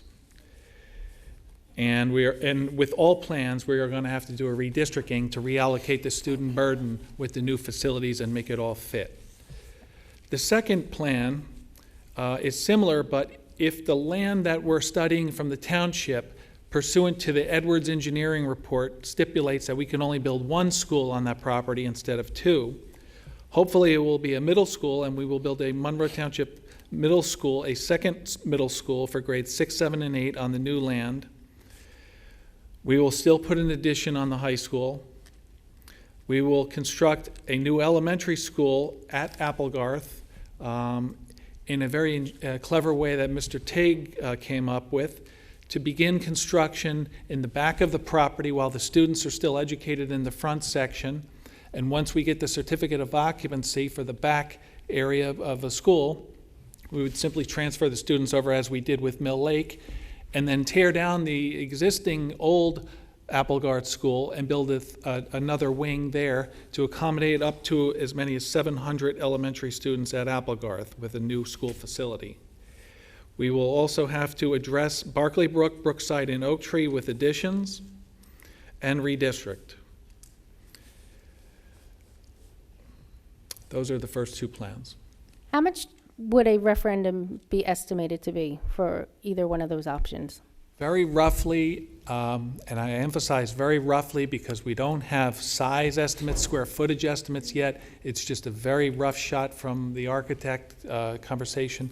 It would probably be in the $130 to $140 million range for all segments of this, including the hangover piece having to do with the high school. And how soon do you see us going out for a referendum? Depends upon the land transfer and getting all the applications into the Department of Education. The very best option would probably be January of 2018. To go out for a referendum? To have a referendum, correct. And then a school building open? 2 years later. Okay, Ms. Kirby, thank you. Your time is up. Please feel free to come back and ask any And what more are we going to do questions in the during interim? In the interim, you can just wait because there's somebody behind you. So you're not going to answer what we're going to do between now and I'm sorry, I didn't hear your 2020 question. I thought of you what meant- we're going to do with the students until I'll until love to answer, but right now, 2020. there's other people waiting and your time is up. Great way to care about our children. Oh, we do care about our children, and that's what we're here for. Hi, good evening, Board President. Thank you for taking time to answer some of my questions. I was curious, we tend to view... Oh, sure, it's John Elbason, 8 Belmont Court. I'll be a familiar face for many months and years. With respect to the school construction, we tend to view the expansion of schools as mutually inclusive of all these projects. This question is directed to you, Board President, and to Mr. Gorski. Why isn't, if there is no encumbrance to build upon Monroe Township High School, that initiative doesn't begin immediately? And if you could pause the time. Sure. Well, it's my understanding that you just can't build unless we have a referendum. I mean, we've been very fortunate in the school district. We've actually added on classrooms, 11 classrooms at the middle school, without having to go for a referendum, but I think that amount would just be prohibitive. And that sounds like a fair statement. I guess the concern is that within the township, when you have a multi-factored referendum, people do get a bit confused and a bit worried by the sum. So if something can be built today and there's no encumbrance to build upon it, those that are in need, those kids that are getting ready to go into the school district could benefit from that township high school expansion in the next 2 years and not have to wait till 2020 or 2022 before they see something. It's definitely an excellent point, and I appreciate you making it, but the Student Growth Advisory Committee actually were the ones that actually recommended going out all at once. We had a very, very detailed discussion on this because it's all different ways of thinking. Is it better to go out in small chunks, or is it better to go out for one? And then what happens if the first referendum that you went out on, if that were to fail, you can't come back to the public for that same question for, I think it's 18 months or 12 months? There's a time limit. I'm not 100% sure. And that time limit would coincide with when the next opportunity would be to actually send a referendum, from what Mr. Gorski said about January 2018. And we did discuss it. That's actually like a philosophy shift or a strategy, I guess is the better way to put it, because basically what you're saying is pretty much every election we're going to have a referendum and just throwing cards up at the table to try to get something passed. At least this point, I think it's the board's thinking that we're going to have a referendum with everything, and if it fails, then we could still come back and modify that and maybe then do what you're talking about. Mr. Notstein, Mr. Gorski wrote something on a piece of paper there. For Sunshine Lows, can you disclose what he wrote on your piece of paper? Can you pause the time, please? I can't read it. Mr. Gorski, can you outline what you wrote on his piece of paper? It's not like for open public. It's not work product here. I mean, actually, that violates Sunshine Law right there. And I think people on the board would actually agree with that. Mr. Notstein, what I was reminding you was our conversation about the very favorable interest rate environment now to bundle all the projects and do them once, unless if we would like to incur additional finance charges from the historic low rates where we are now. And will these historical rates be guaranteed post-2018? Please stop the time. probably nothing is guaranteed. We can't predict the We're the not the rates. Federal Reserve Board. So then it would be in our interest to take advantage of these low rates today. Please stop the time. Yes, it would. There's a delay in your timer. Stop. With respect to Applegarth, being that there's a delineation of wetlands issue, is it not in our interest to then bundle a referendum for the expansion of Applegarth and Monroe Township High School for the next available referendum period? Like I said before, we've had this discussion, and it's the board's decision that we decided not to do it that way right now. Mr. Notstein, when you mentioned the board's decision, the Special Advisory Board is not a championed or commissioned standing board. It would be the Buildings and Grounds Board that Mr. Baverman diligently conducts, would it not? Correct. So then why can we not put on the agenda a continuation of this discussion formally within this township and not put it under the guise of a makeshift commission that has no legal standing? That's something for the board to decide. Well, the board decides the agenda items. So as acting board president, would it be incumbent on you to put that agenda item in place What do you mean, for tonight? for next month's meeting? Oh, no, I'm not going to be the board president next meeting, I'll tell you that right now. Yes, that would be something that the board president and/or him or I would have to put on the agenda. That is correct. You see a packed house, and this will only grow if there's no transparency. I echo Mr. Torelli's comments here. This is the kind of inaction that is completely holding us hostage from improving the school opportunities for our school-age children. Thank you very much for your comments. I disagree with the lack of transparency. Anybody who knows me in this township will know that that is not what I'm about. So I appreciate anybody who brings out what you're considering lack of transparency, because trust me, that's the last thing that I would be for. Mr. Gorski, how are we doing on And I appreciate time? what Mr. Chirella said about what he viewed as inadequate minutes, and I tend to concur with him. Any other questions? I threw a question in there, so I'm asking Mr. Gorski. He actually is now penalizing me because I've asked the question and he heard it. Don't worry about the timer. I will. You're going to work with me. Many I'm of going the to work with you. township public that watched the video last time clearly worried about my inability to get my thoughts in, so I'm very concise tonight. Well, I appreciate that, but what is your question? Mr. Gorski heard the question. I said, what time do I have available? Mr. Bellstein, his questions should be directed at the chair. Yes, you have to direct me. Only I That's can right. answer your questions. You have 28.36 seconds left. Fantastic. Mr. Braverman. You can Directing only to the, address me. with respect to the Buildings and Grounds Committee meeting from yesterday, could you speak to why there's a need to study the environmental impact and wetlands of the land in question? Yes, I can speak to that. Back in '05, there was a letter of interpretation that came with the property. And that letter of interpretation, we asked to extend that, and the DEP said they would not. 2 Finance Committee meetings, or BG&T meetings ago, we were hopeful that that LOI was going to get extended, but it didn't. So now we are tasked with going forward with that. I equated it last night with Mr. Braverman. It's almost like your car. You have your uncle gives you a 15-year-old car, and he says, yeah, it's in pretty good shape, okay? Next thing you know, I'm going to put tires into it, okay? Well, you put tires into it, then it needs brakes. At some point, you have to know when to fold them. And that's what very closely that this board is looking at, because we don't want to get into a situation where we have so much money invested in this property that it's wasting the taxpayers' dollars. We don't want to be there. But you have to appreciate that any money that we spend on any land, if we were to buy it ourselves, we would be spending money on that property. So the board is very mindful of not throwing wasted money down a tube to keep buying tires, brakes, and transmission on a car that's never going to run. I get that, and so does this board. So we're very mindful of that, and that's why we're going ahead with tonight's resolution. It's going to be on the agenda later for a resolution to spend approximately $31,000 on further studies, but it's going to be a tiered study where if certain portions of that study come back unfavorable, then we no longer have to proceed with anything else. So we thought it was prudent, and that's why we're proceeding. Thank you. Are you aware of why the Environmental Commission would like to do a revised assessment of the wetlands?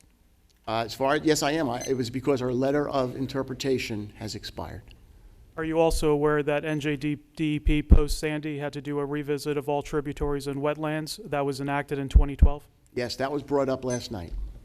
Were you given the 2012 maps and the impact of that on that particular piece of land?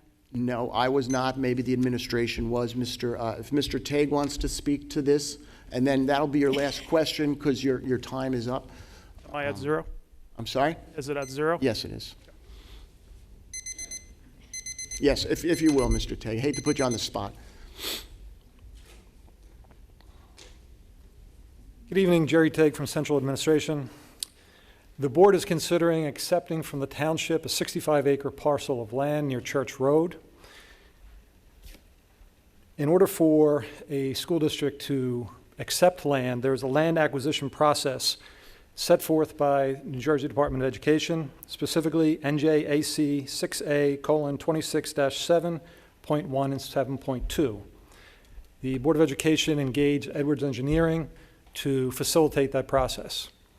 Part of that process involved receiving documents from the township and the developer on the parcel that is being offered.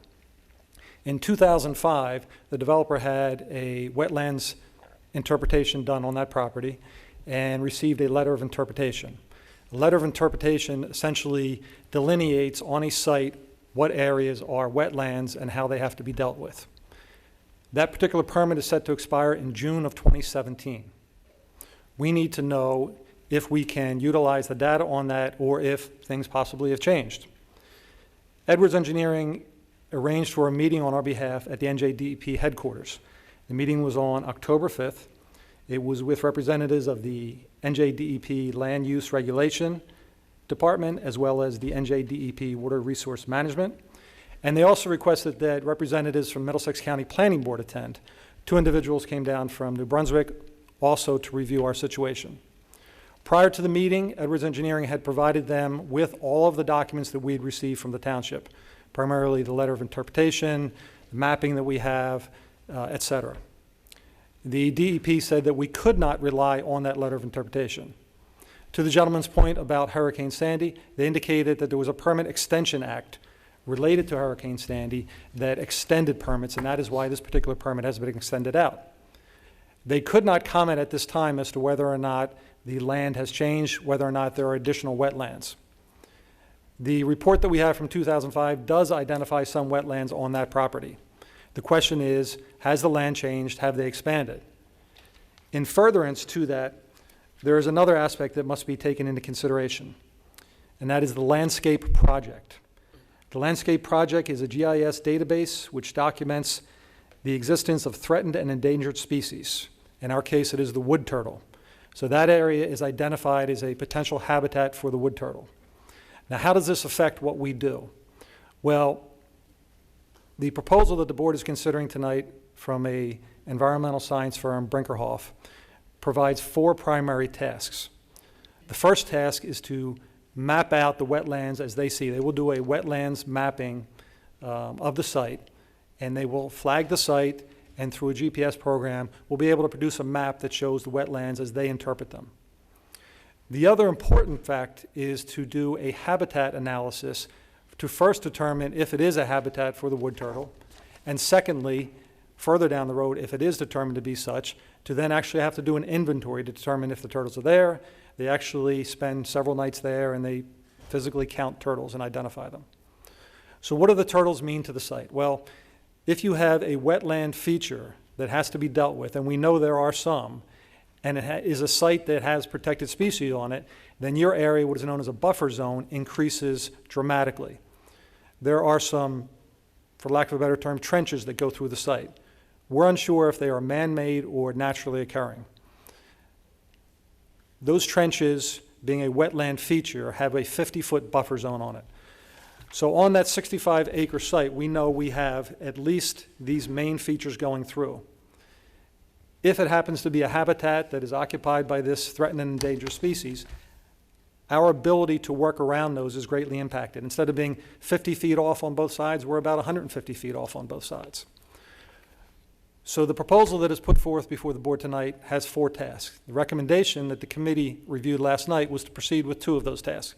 Again, first, to map the area with the known wetlands, and then second, to jump to task 3 because of the season that we're entering and get the wood turtle habitat assessment done. At that time, you will have a map of the current known wetlands, and then you will be able to determine if the habitat feature is going to affect what we can do with that land. At that point, the board can look at the 65-acre site, and the architect can look at it and say, I will be able to fit this much of a building on it, this much of a building on it, or no building at all on it. At that time, the board can make a decision whether they want to bail on the property or if they want to continue to the additional steps that will be involved. Thank you very much, Mr. Tague.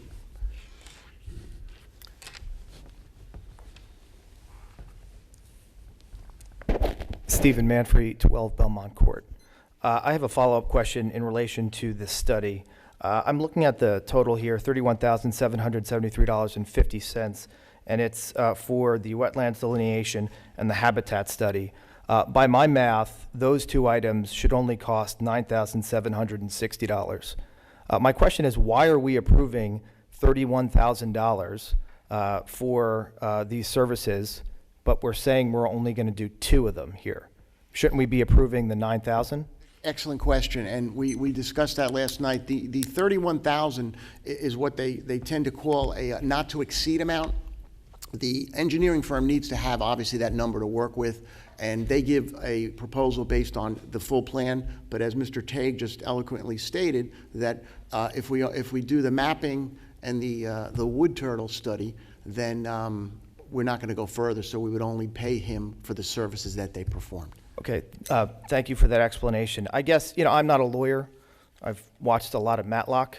Looking through the proposal, I don't see anything that gives us an out as it pertains to stopping the study. Is that in this proposal? Well, I mean, correct me if I'm wrong, but you only pay for what what services are provided, and that was questioned last Not night. the way this reads, right? Because it's not saying at any point the township has the right of refusal for following services. Mr. Tague, I'm not a lawyer or a... Can you use the microphone, Mr. Tague? I'm sorry. We want everybody to hear. Jerry Tague again. If the board authorizes proceeding with this, we will issue a purchase order. The purchase order is essentially the contract, and the purchase order will stipulate that the board has the ability to only proceed with certain steps. We have communicated that verbally to the firm, and they're fully aware that we may not follow through with all the steps. Thank you for that, Mr. Tague. I guess my question would be, in the spirit of transparency, before we approve anything, we should be seeing what the final purchase order is. Because this document right here does not give any sort of right for this township and the taxpayers to cancel services. We're on the hook for $31,000, the way I read it. And unless someone could point me to something that is giving us an opportunity to step back from this, this would be poor stewardship of the taxpayers' money. Thank you. Any other questions? I do. So you referred to the land as a gift from an uncle? No, I was referring to a vehicle. A vehicle. Well, I didn't say a land. It's like it was we're a the car. vehicle. Well, let me just say, in the context of this debate, some uncle, right? Well, I was actually going to elaborate and say that uncle actually destroyed your vehicle and he gave you another one, because that's really exactly what's happening, because that's what the township has done. And they're the ones that actually are on to blame with this. I didn't want to know how far to carry that analogy, but it's exactly right. It's if your uncle ran into your car and basically rendered it useless, and now he's going to give you another car and say, well, it needs brakes, it needs this, and that's where we're at. And I get that. And I appreciate that, Mr. Nalstein. And I think the residents appreciate it, and we really appreciate the hard work and the effort that this board puts in. My ask to you would be to make sure that we are constantly asking the township, and we will do it ourselves, does this represent the best that they could do for our taxpayers and for our kids? Because this looks like garbage to me right now. If this is the best that they could do, giving us land that has never been used before for this sort of purpose, it's an embarrassment. I agree. I agree. And like I said, we're in this situation. It's not a situation that we created. But we're here, we need to house the students. We have a very, very critical situation right now, and I get that, and so does this board. And I appreciate that, and everyone should be on the hook, including the township, the mayor, and the township council. And I would urge the board to vote for a proposal that clearly states our right as it relates to this study, and not a full freight $31,000, which how it reads today. So if Mr. Tague does have a purchase order or something that's going to, create an out for us, let's bring that next month and put that in front of the board members and give the taxpayers an opportunity to review it, because this proposal right here does not do that. Okay, thank you very much. Time is up.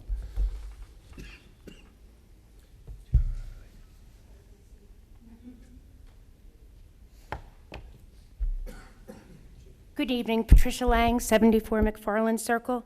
My question is, maybe I missed something, but we had committee reports, but we didn't get one from Buildings and Grounds.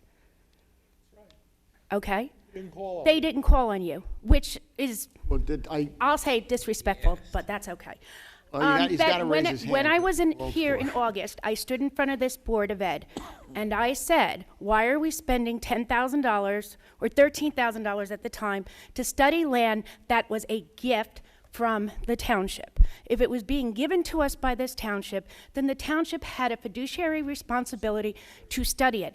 At that time, I was reprimanded for calling it a gift.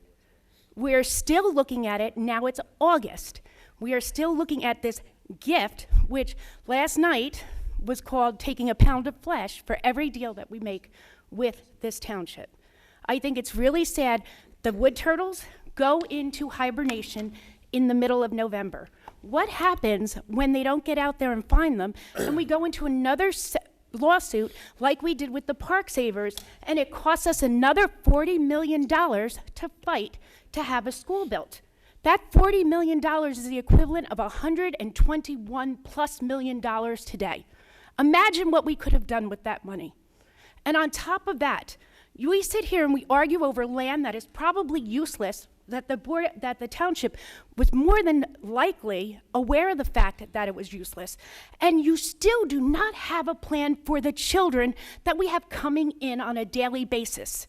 I have heard board members brag that they saved us $150 million by taking away the trailers, knowing full well that we were going to be facing an overcrowding situation. What are you going to do now to bring back those trailers? What is it going to cost? Where are you putting our children? My own daughter, a 7th grader, is being homeschooled right now because you turned our library at the middle school into 11 classrooms. We have 550 plus kids in a lunch period in middle school. As an educator, I can tell you that's a recipe for disaster. How do our kids even have enough time to eat? How do they have enough time to socialize? I am more than disappointed in the actions of this Board of Education and your lack of responsibility to our children, because the very first thing that we are supposed to be doing as members of a Board of Ed is to make every single decision based on what is in the best interest of our children. And at this point in time, you need to stop and think and put into a plan and activate that plan to provide classroom space for every single child that moves into this district, whether that means trailers or whether that means that we move into the senior center. I don't care. Find a space for these kids. We're talking about 2020 before we get classrooms. What are you going to do for the next 4 years for these children? Thank you very much. Perfect timing.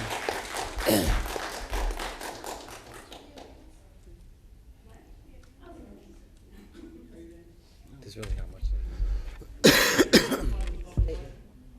No, we don't have, no comment. We don't have to. Lisa Weinthal, 10 McFarland Circle. I'm getting back new into this again, so I happened to see Channel 28 last night, and it occurred to me that there wasn't a good explanation for, at least I couldn't find one in the last board meeting, and maybe you can share with me why.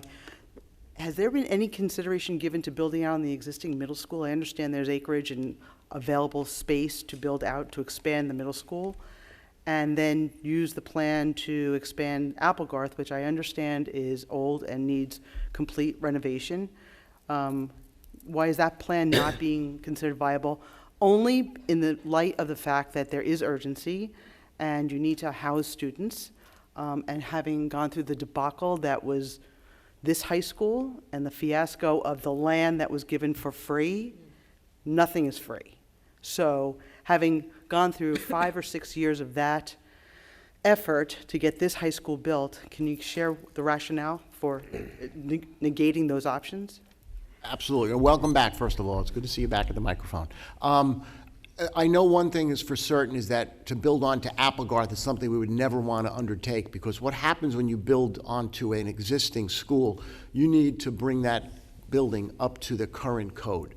And that would mean accessibility ramps, But I thought that's what one of the plans was. No, the plan was never A to build on. was to build on that property and then. on the property. Okay, so that's that solution. Okay, I'm sorry. Yeah, but it's not going to actually touch Applegarth. And that plan, that is a plan B. We're somewhat confident, I don't want to say very, we're somewhat confident that worst case scenario is that we'll be able to build one school on the new property. Okay, and that Right, would help us tremendously, especially if it was a middle school on the new property. So, and the reason building out on the existing middle school is not an option is? There's not enough space. But I understood that. Please I can elaborate. just Offer, please. Some of the things that we're considering are parking spaces for staff, the loss, if we build onto the middle school, the loss of the fields that are there that the high school currently uses. And I believe, and I hate to put Mr. Take on the spot again, but I believe some of the land that is behind the middle school may not be usable, to build upon. Okay, but we are looking at as many different options, including, as, like building behind Applegarth School. We're looking at as many different options as we can to make sure that we have space to build classrooms. So rather than trying to jam everything into 3 minutes, as has been suggested, I know that it's been done in the past to have somewhat of a public discussion of the options and why you've chosen to pursue the options that you are, notwithstanding the time frame that is of the essence. I feel very much like everything's jammed into 3-minute segments. And I know that's the public discussion, but is there an opportunity for us to have more of a robust discussion about this?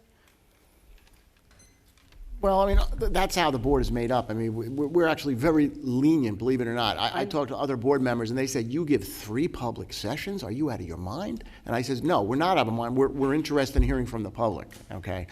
So we've actually, that is a key consideration. And it was also brought to my attention, there's a lot of board, if you go online and look at other board meetings, they don't have the dialogue or the rapport that we have. Understood. They'll come up to the microphone and then we'll say, thank you, we'll take it under advisement. Very rarely do you see this board doing that, because I love this part of it, to be honest with you, okay? Well, previous boards did not allow this interchange. That's I right, agree. exactly. No, they were much more restrictive, so that's why I'm asking, in light of the fact that this probably is not a well-known subject out there. I think there's 5 people that know about it, plus whoever lives in Colts Run, is it?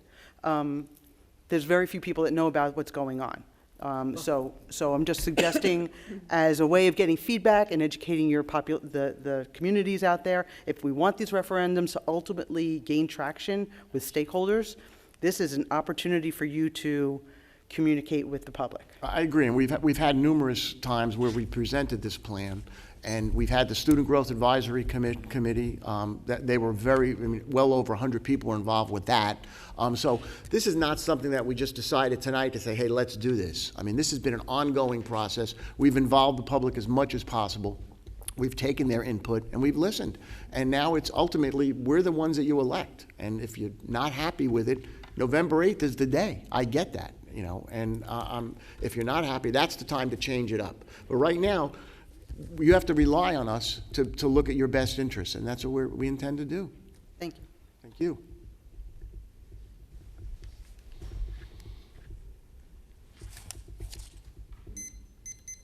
Thank you for letting me talk. Charlie DePiro, 33 England Road.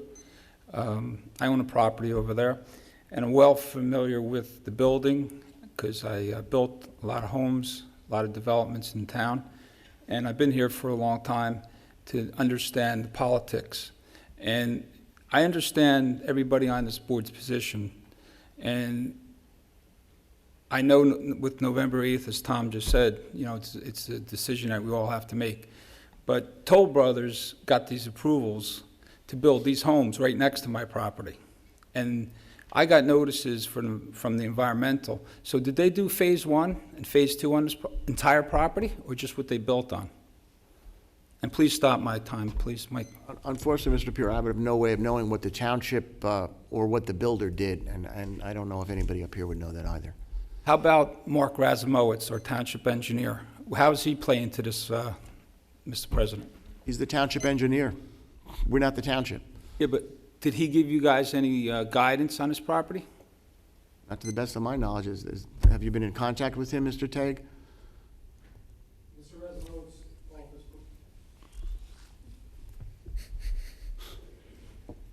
Jerry Tague, Mr. Razumowitz's office provided all of the documents that they had on the property, which was the 2005 letter of interpretation and the studies that went along with that. Thank you. Because I did Oprah their records, and I will have it. But unfortunately, I think this board should table this number 12 until they do own the property, because I don't believe the township even owns this property yet. I don't think the deeds were transferred.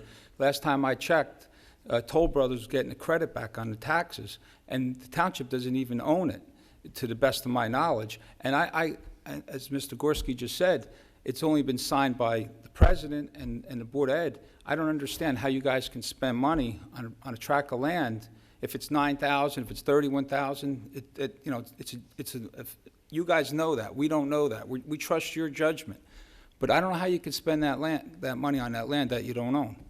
That's an excellent point, and that's why this board has demanded that we not spend a penny until we get that letter of intent from the township. And what happens is, it's the way the meetings of the township are falling. They have the agenda meeting and then the full council meeting. So right now, that won't happen until they have a council meeting. How many acres are in wetlands on the old LOI? I don't know. I haven't have it memorized yet. Nobody knows that? Well, I'm sure somebody up here does. How much of the land is upland? You know what? We can't answer these questions. We don't have a packet. Then how can you make a professional Well, judgment? we're not professionals. We're Board of Ed. No, I understand that. But then you should have that consultant here. No, we actually You had have this. residents here. We had You have residents here and taxpayers. I pay taxes, on about 10 properties on Monroe, okay? I own a property right across the street. The $300,000 that just spent on that tennis courts was a loan to this Board of Ed. I have a copy of the agreement, and, there's a lot of things that are going on here between the Board of Ed and the township. And I think the transparency is very important, and you guys are doing a fine job. But by the town giving us over 7,500 acres of open space, that's the best they can do. These people that just bought homes over there some of them spent like $1.5 million. Did Toll Brothers disclose that? I'm a real estate broker. I know how it works. I know you do, and that's why you got to be knowing that you're talking to the wrong people here. But have you been saying all this? And I hope everybody has been saying this at the municipal meetings. But in all due respect, Tom, I don't want to see us all in court one day and us spending more money. This building that we're standing in right here, my wife and I, we fought for the MTMUA that charges almost $2 million for a reimbursement for water and sewer. Okay, we have a pump station here, and I own the house right across the street from here. And I'm going to tell you something. They're going to do the same thing to us taxpayers when they own an MTUD, which they're not supposed to take any reimbursement. I OPR'd every single building that they built, and they did not charge any reimbursement to the township, but they charge us at the Board of Ed. And that's not right. Give us those documents. Thank you very much. Any other members of the public wishing to speak? Going once, going twice.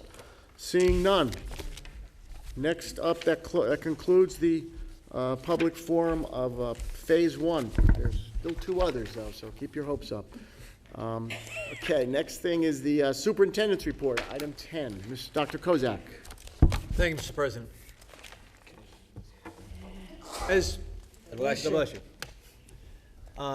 As required by the state, we have our annual violence and vandalism report. To detail any violence and vandalism reports between September of 2015 and June of 2016. For that year, we had 33 incidents at the high school, 7 incidents at the middle school, 2 incidents at Barclay Brook, which were property damage, 1 HIB incident at Mill Lake, and 1 HIB incident at Woodland. The incidents at the high school and the middle school do include HIB incidents as well as what would be considered violence and vandalism, a fight, things like that. The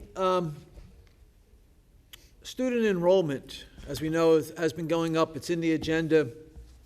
But I have been looking and we're tracking, and I just wanted to give our average class sizes for our elementary schools.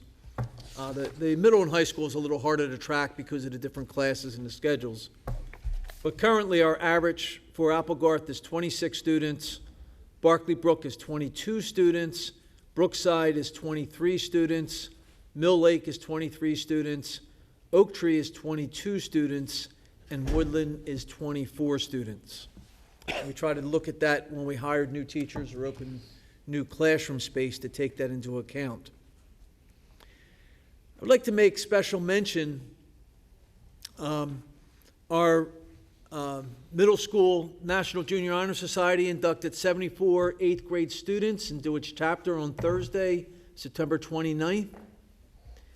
Over 100 students were selected this month after a competitive application process at the middle school to take part in a traditional middle school simulated election. The students were chosen to represent each of the presidential and vice presidential candidates for the Democratic, Green, Libertarian, and Republican parties. I'm going to be attending those next Friday for the different grades, 6th, 7th, and 8th grade, and then on Monday they're having a follow-up. I encourage any of the board members, if you're available, I think it's a good process that the middle school does with their students. On this past Monday evening, Dr. Alvick, next to me, held a parent information night for all K-3 parents regarding the standards-based report cards. I believe there were about 80 parents in attendance, is what you wrote. I'm taking these right from your notes, as you know. And the elementary principals and supervisors were also there to answer any questions from the parents. And parents were particularly interested in how MAP would get information. MAP is our assessment, new assessment. We give information for their children, and it was explained that they would be getting very specific information related from that. Kyle Nossier of Team Senators was elected to represent the middle school for the Gandhi Art and Writing Contest at Princeton University and earned third place honors for that. And he is currently a freshman at our high school.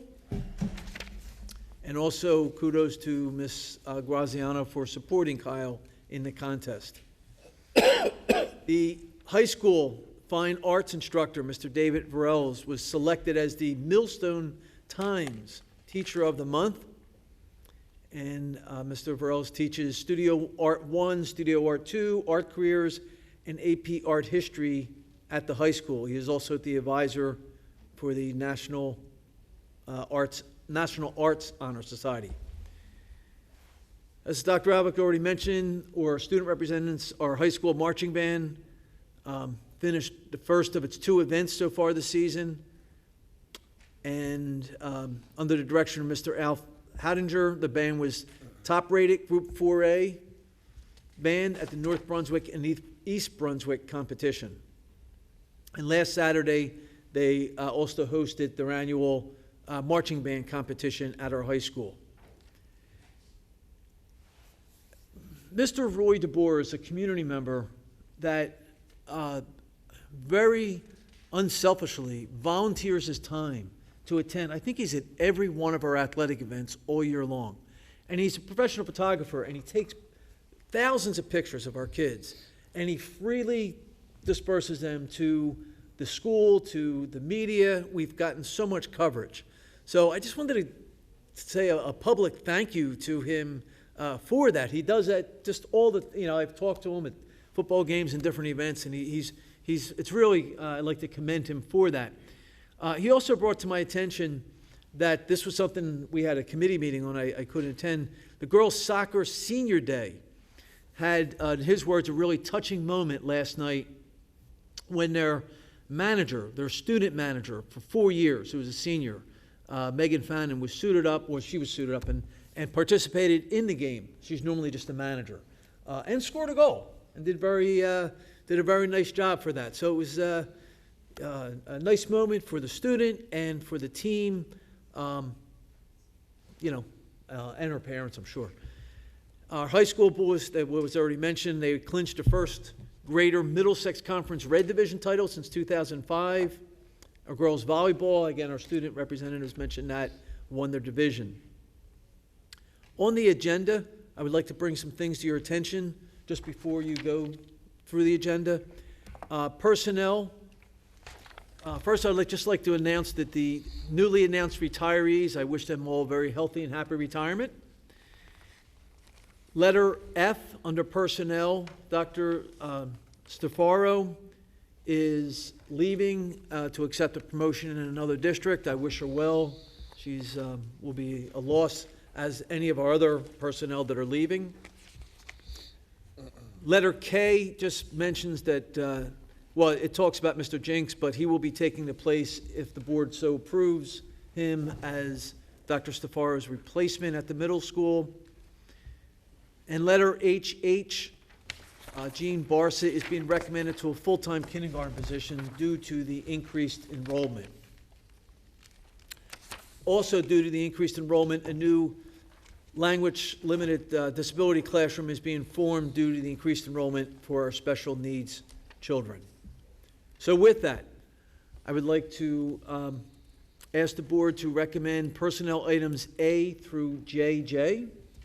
So moved. Second. Any questions to Dr. Kozak? Seeing none, Mr. Gorski, a roll call, please. Mrs. Arminio. Yes. Mr. Braverman. I'm sorry, I didn't hear what the motion was. Personnel items A through JJ. A through JJ. Yes, sir.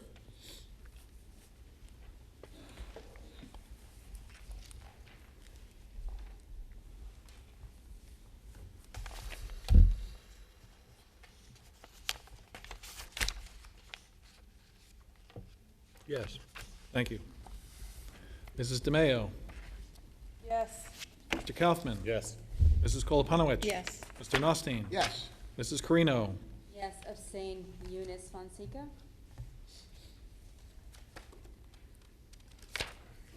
So noted. Thank you.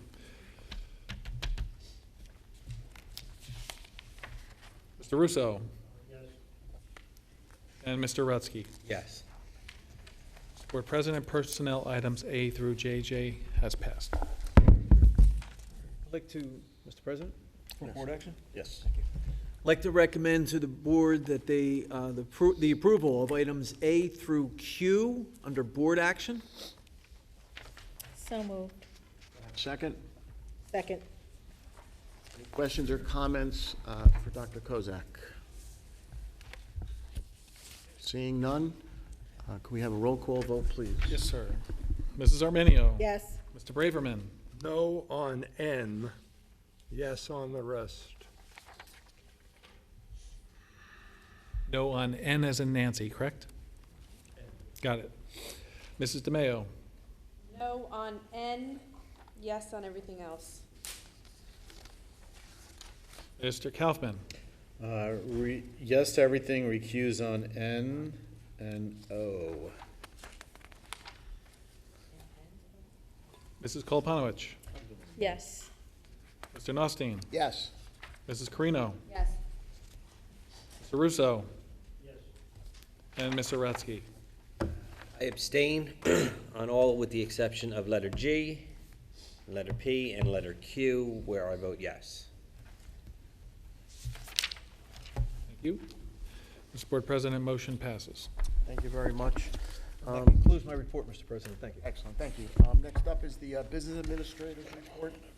Mr. Board President and members of the Monroe Township Board of Education, it is recommended that board action items A through H be approved by consent roll call. Second? Second, somebody? Is there any questions to Mr. Gorski on his Business Administrator's report? Ms. Koloponowicz?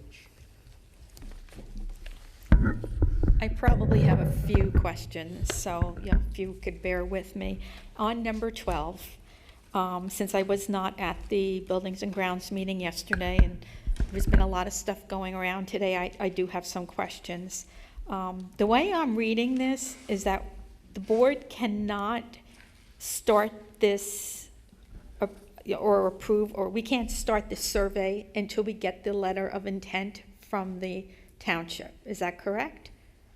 That is correct. And so we're not expecting that for another 2 to 3 weeks after they have their meeting, their council meeting? I would say yes. Okay. If they approve that, which I guess we're assuming they will, and we approve this study, when will we expect to get the results back from this study? Mr. Gorski, it's your report. Mr. Tague, are you aware when the results are expected? 1 month is the answer. Okay. Thank you. And after this survey, will we be doing more surveys? Will we have the need to do more surveys on this land? If the surveys come back okay, will we need to do more?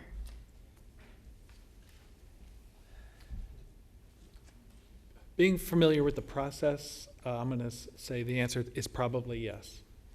And would we have any idea how much a different survey could cost us? There's various Department of Education requirements, soil testing and so on, that'll all be presented to committee and the board as we progress with this. So that would be another time constraint.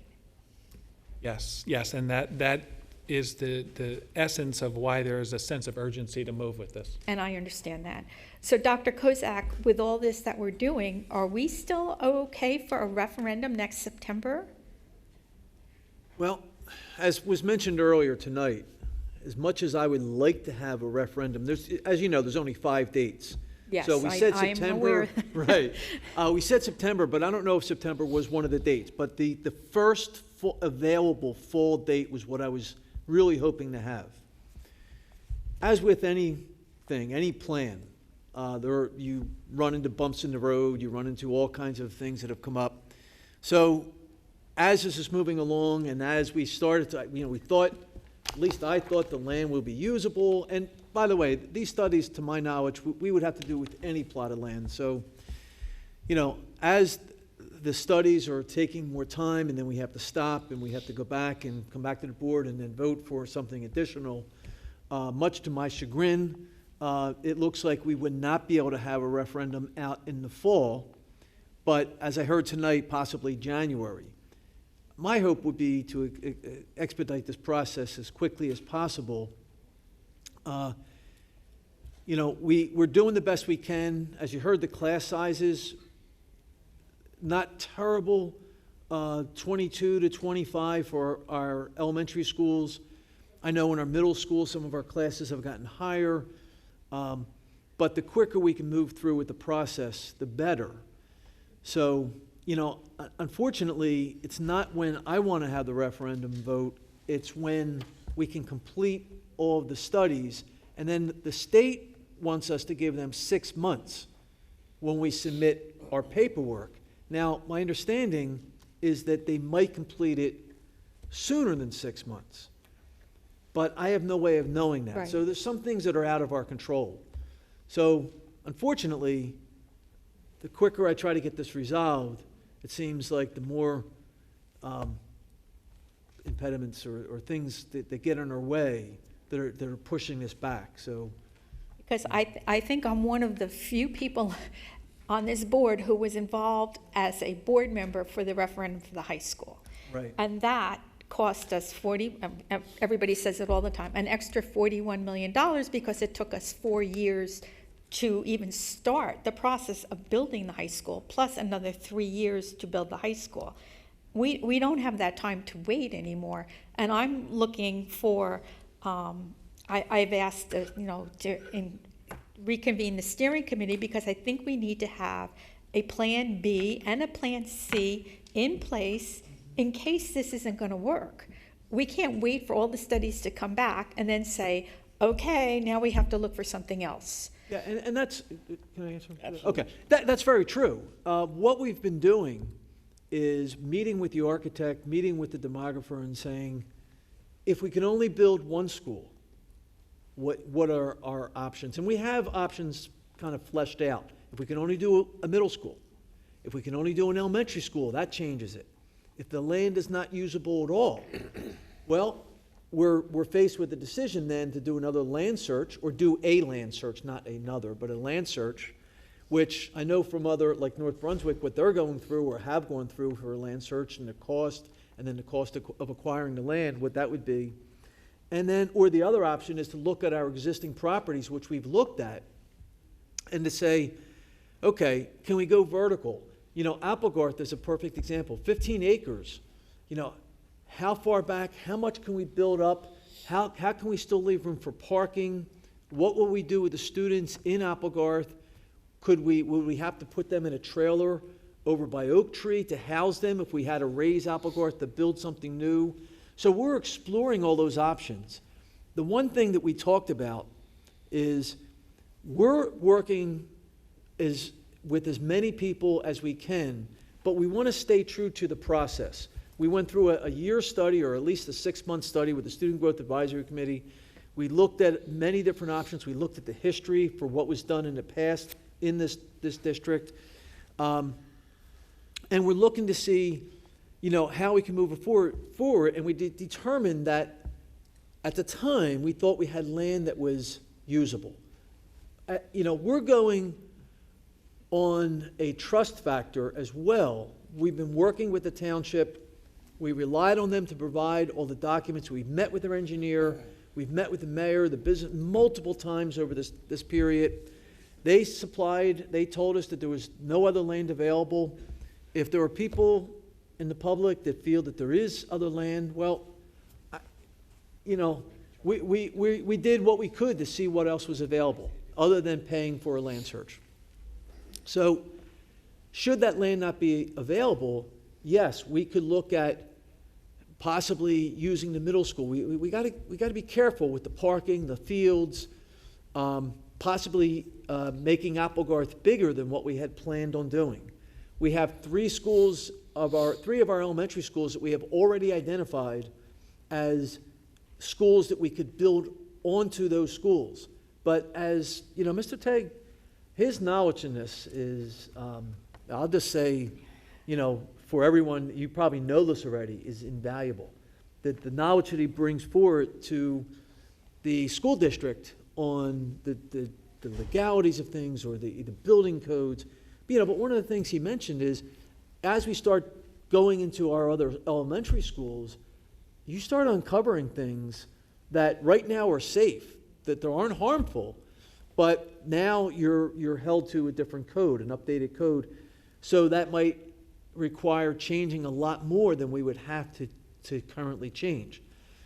I know it may not seem like to people in the public, in the audience, that, well, we're just sitting around twiddling our thumbs waiting for something to happen, but that's the furthest thing from the truth that there is. Well, there's a lot of rumors going around the township. I think there's a lot of people who expected that we would have a referendum last June, and they're wondering what's going on. And I think one of the things that we need to do is be more transparent in reaching out to people. Channel 28 would be great if we could get on there and give people the news or the information and why we're doing what we're doing. Sure. And the other thing is, maybe we need to, we did that many years ago, have a community relations committee where we had somebody from every one of the planned retirement communities and the PTAs, and give them the information they can bring back. I don't think they're getting the information that we need. And the other concern I have is losing teachers to other districts if we're not quick enough in getting what we need done, because they can go to other towns and work with a 20-child classroom instead of a 30-child classroom. They could, but also there's a lot of towns with declining enrollments, and they're laying people off too. And, I would like to think that the teachers that are working in our district, anybody can leave. You know what I mean? But they have stayed. And during prior increases in enrollment, when this high school was built, and of course I wasn't here, I understand, people could have left at that time either, also, but they didn't, because I think they believe in what we're trying to do together. The communication that you mentioned, we had actually discussed that. We've all discussed that. The steering committee as well, which you're a member of. But I think, at least my understanding was, once we had a plan that we were moving forward, then we really pushed forward communication on that. My monthly newsletter that goes out to the community, and we've try to get it out to the senior communities as well. I give updates every single month on where we're at.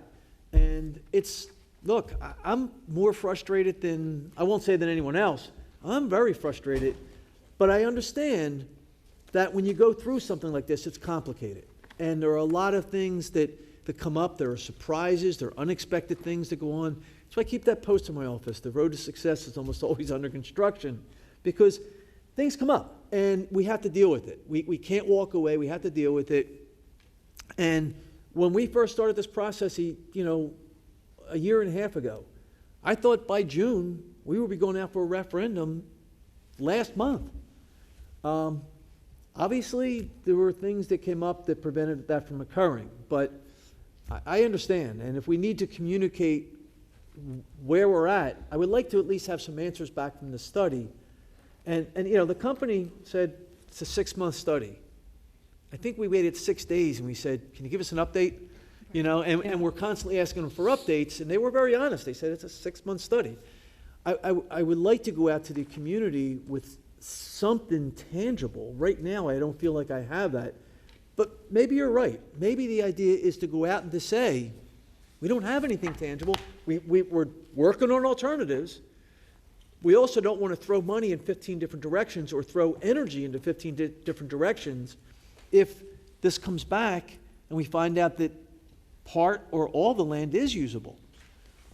We don't want to divert away from that either. I think they just need to know that we've taken this step and this step and this step. And Sure. they would at least feel better knowing they don't know what we're doing. And I Sure. think that's part of the problem. I understand. But I will support this only because I know that no matter what piece of land we have, we would have to do the same kind of study. We might not be looking for turtles, but we would be looking for something else. And I know that because of past experience with referendums. So that's the reason I will support this. Thank you. Sorry if I took up too much time. You get unlimited. Oh, thank you. Anybody else have any questions for Mr. Gorski? Ms. Arminio? We passed a resolution for the $13,000, and we have not utilized or used all of that money to date. Is that correct? That is correct. Okay, so I think the public needs to know that. We went out for the third, and that encompassed a beginning of a review and survey of what was going on. But since we have now gone into this other phase, we put a hold on the use of the remainder of the $13,000. Is that correct? That is not correct. Okay, so can you explain that? Yes, Edwards Engineering is doing a different study. They're doing a feasibility study for the land based upon our plans, and that is still commencing. They are getting paid on an installment basis as the work is getting done. But so we're allowing them to give us a study of either 2 buildings or 1 building? Are they aware? I mean, why would we have them do a feasibility study on construction if we're not sure that the land, like if we can hold off on that? I thought that's what was discussed last night. Yeah, that's what I understood. Sort of in the same vein as this, if we go in increments in order to, if certain things disallow the use of this land in whole or part, then we know, we've done our due diligence and we're done with it, and we haven't spent all of the money. And I do, and I voiced this last night, I do agree with members of the public that feel that there should be a list of how we go, and time frame of what we do first, how much we spend, and I mean, I would like this resolution to have some kind of stopgap limit. But I understand, look, it seems to me that we're in a really difficult place, and it always seems like there's a crisis. But the crisis, again, is not of our making. The crisis is of population. We don't have control of the population. And again, as members of the public said, we have an obligation to house these children. But we have to house them in a reasonable fashion and a responsible fashion. I mean, I have historic memory of this school being built and the land crises that went on here.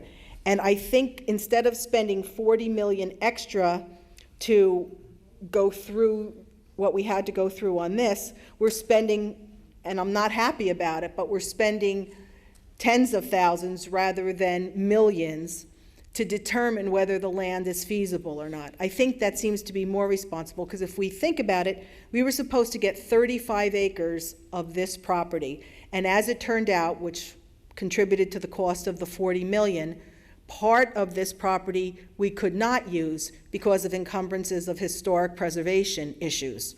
So I think I certainly have learned a lesson from this building that we need to do our due diligence on other property. Whether that property, I mean, we don't own the property, it would be perfect if we own the property. And I do believe that it's the responsibility of the township to, if they're going to transfer property to us, they should transfer it in the best and most pristine manner. But again, we're up against a rock and a hard spot because we have an obligation, and yet we don't have control of how this is going and the rapid enrollment that we're doing. So I just think that we're in the same predicament we were, and we're going to continue to be in this predicament until we change the rapid construction that's going on, again, from a different government body. But we are responsible, and it's very difficult to make these decisions. I'm not happy about it, but if we don't make this decision, then we'll be accused of not moving fast enough toward referendum. If we do make this decision, then we're irresponsible. We're saying that we're irresponsible because we don't own the land. If we wait to see if this land is coming our way, then we have to begin these surveys and everything anyway. And then we've been irresponsible by not having foreseen this issue. So it's a very tough decision, but we're all grown-ups, we have to make it. So I hope the public understands it's complicated. Anybody else have any questions for Mr. Gorski's report? Mr. I just want to piggyback on that. I do have a question. So, I thought we said last night at the BG&T meeting that the $13,000 for the study to figure out where the schools could go, or one or two. I did think we talked about it. It was sort of on hold.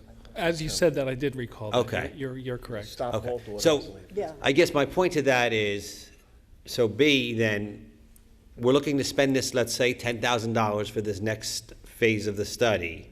And then if that comes to be useless, then we shut down everything. We don't spend the second half or $21,000 of this, and we don't spend the other half of the $13,000. And then, so just for the record, then we don't own the property. And then why would we want to own the property? Because then it's just something that's on our books that some day we're going to have to maintain in some way, shape, or form. So to spend $10,000 to find out if we want the property, again, to me, to echo your point, that seems like the smart fiscal decision to make at this time from a responsible standpoint. So I just wanted to clarify. Thanks, Fred. Sure. Mr. Kaufman. Just a real point of clarity, because I heard something earlier. So the number 12 here, I don't have a problem with the money management, actually. If anybody is going to be worried about money getting doled out of this district inefficiently or inappropriately, this is not our first day at the rodeo. This is not the first time we've gone through this. This team over here is going to shell out money in the appropriate time and the appropriate amount and not risk any financial challenges. How many millions $8 million did we return for this high school? Mm-hmm. Correct. Over $100 and something million. So get over that. But I do have a question about the ownership of the land today. So based on this, do we know that the township now owns and has been deeded that land that they're writing the letter of intent against?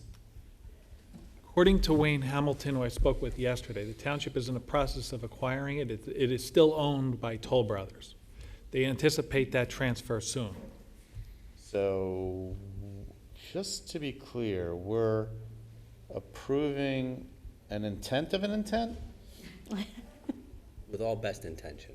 With all best intention. Touche. And that's mainly a timing thing, I guess what we're saying, is because they're going to get it, they got the letter staged up and ready to go. I just want to make sure that, I get the timing thing. Again, it's not the first time we've done this, but it would have been better if the town actually had the deed. And my question would be, do they not have the deed to the land because they too feel it's questionable? You know, that's the only concern I have. So if they don't get it, we're giving you the go-ahead to go ahead and do this on the land, but I got my question answered. I guess I actually have a question too, to Mr. Kaufman's point. It is a concern with the time frame. Now, let's just say, we're on the assumption that at the next council meeting, that they're going to sign this letter of intent. Okay. Let's say that doesn't happen. At what point do we say, hey, let's bag this? Well, number 12 is conditional upon the letter of intent being executed. So if we don't have a letter of intent executed, we will not proceed with number 12. But there's no deadline. I know that we could say, well, the township could say, well, we're going to sign this letter of intent in January, and we're not going to proceed until we get that. It already went through both parties' councils, and it's just awaiting a council meeting at this point. So it's imminent. It's a done deal. Okay. So that's what I wanted to hear. Oh, so I have a question based on your question that you just asked. The letter intent only means that they're going to give us the land after they get it. They intend to give us the land after they get the land. That's correct. So we have no idea when they're going to get the land. Do they have a letter of intent from Toll Brothers to get the land?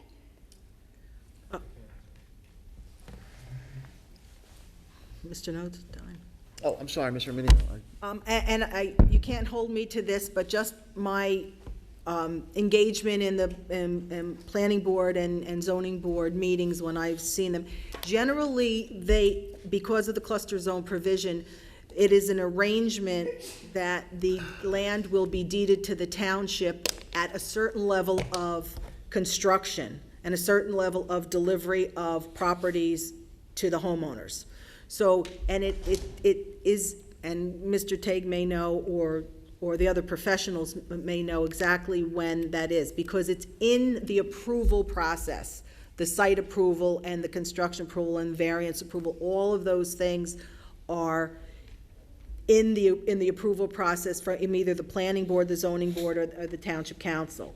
So they're the ones who have, there's a thing called Technical Review Committee, TRC, and that's when the township officials and the builder, and that's not a transparent procedure, when they sit down with the officials and they talk about when these things are to occur. So again, I'm not an expert on this, but just given my exposure to it, it's my understanding that it's part and parcel of the approval process, and there is a time frame that we can probably figure out that they will, it's part of what, I remember being at that meeting, and they talked about the 65 acres, and it was due to the agreement between the township and the builder that land would be delivered to the township at a certain point in the construction process. And I think it's close to that, but I'm not sure.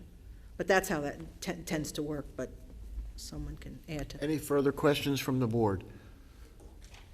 Seeing none, Mr. Gorski, a roll call vote.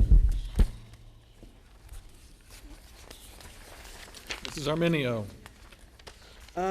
Yes. Mr. Braverman.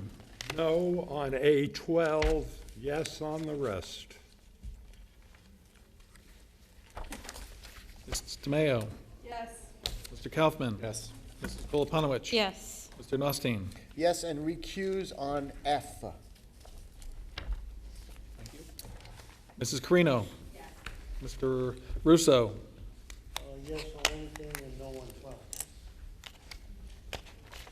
And Mr. Rutsky. I abstain with the exceptions of items, letter A, numbers 1 through 11, letter D, and letter G, where I vote yes. Thank you, Mr. Board President. Motion passes, and that concludes my report. Thank you. I just wanted to point out also under item H, I should have done it before, that Mr. Herbert Mars was very generous and very kind to donate a slide projector with trays. So who knew they even existed? Next up is the board president's report. I don't have much to say because I'm only board president for a day. And the current board president, Steve Ryback, wanted me to let the members of the public know and let the board know that he has appointed a negotiating committee, because it's that time of year again. And the negotiating committee will consist of Mr. Steve Ryback, Michelle Arminio, and Mr. Tom Notstein, myself. So we look forward to that procedure starting, I guess, probably sometime in mid-December at that point. And that concludes the board president's report. Is there any other Board of Education business that any other members would like to discuss? Mr. Braverman. I think last month or the month or 2 months ago, we mentioned the high school falling out of the top 100. Did you investigate that? Come up with any conclusions as to why that happened? Yes, Mr. All right. Yes, Mr. Braven. Actually, I reported on that either last month or whenever it was, but I went through, I did an analysis of other schools that made it, why, in some categories such as the number of arts courses that students take. We reported our data a little differently than other schools. They changed some of the criteria in how they selected schools from previous years, and the data is from 2 years ago. So we looked, I used a couple of schools as an example. I used the East Brunswick School District and the #1 school district, Chatham, who had extremely high graduation rates and everything else. So in some categories, we scored a little higher, and others we scored lower, but they did change the criteria. So we were, I think, 80, and then we dropped down to 130 or something out of the number of high schools in New Jersey. Use your microphone. They took out the technology. My understanding is, because again, it's 2 years old, the data. My understanding is the last time there was something in there about technology, how it was used, and with this high school in particular, with a one-to-one initiative, that would have boosted this district up very high had they used that criteria, but they replaced that and used the number, I believe it was the number of arts courses that students participated in. And when we looked at the report, we looked at that number was very low for us, and we were surprised. And I think it was how the data was reported, because there are different types of art courses that are available to high school students, digital media and graphic arts and whatever. And I don't think all of those courses were reported in that category, which again doesn't explain the entire drop, but that was part of it though. Because a lot of the other categories, if you look at it, we were pretty close with a lot of the other categories. The Chatham, you know, they're talking 99% in a lot of their categories, but for a lot of the other districts, we were close in a lot of those categories. But that data is from 2014-15 that they use for that study. Any other board members' questions? Seeing none, it is time for the second public forum. Other board business. I thought, okay, I'm sorry. I thought that's actually what we're doing, other board business. We did it already. But if there is any. I have one. Oh, beautiful. That's what I thought we were doing. Sorry, zoned out. I would like to hear Mr. Braverman's BG&T report. Sure, he had his opportunity before, but he can always have it again. Want to hear it? I do. Sure we do. Okay, let me find it. Oh, I got it Maybe he right wasn't. here, because I knew you were going to ask. Okay.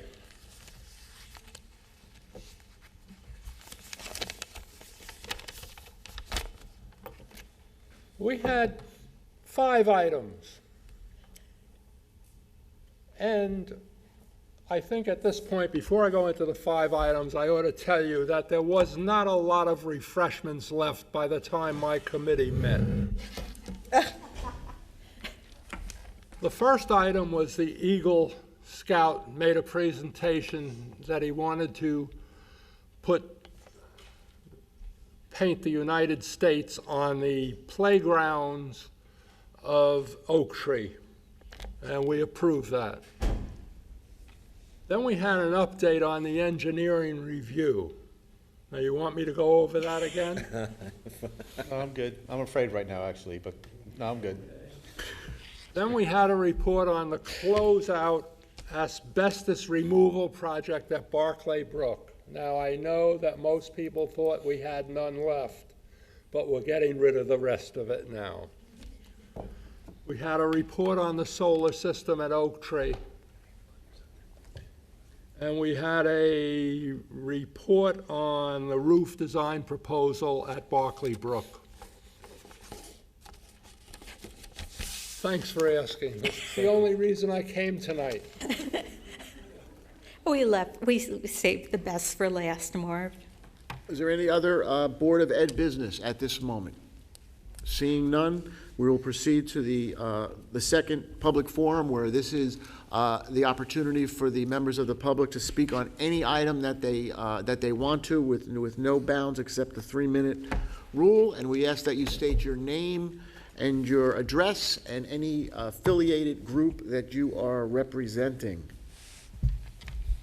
Stephen Manfrey, 12 Belmont Court, and I am not representing an affiliated group. At last meeting, Board President Ryback had generously offered to run a special committee meeting, or put it by the committee chair to run a special meeting on the topic of the land in question on England Road. To my knowledge, nothing has come of that. So I want to resurface that tonight and see if we can get some sort of resolution or vote, possibly from Mr. Braverman, to have that session.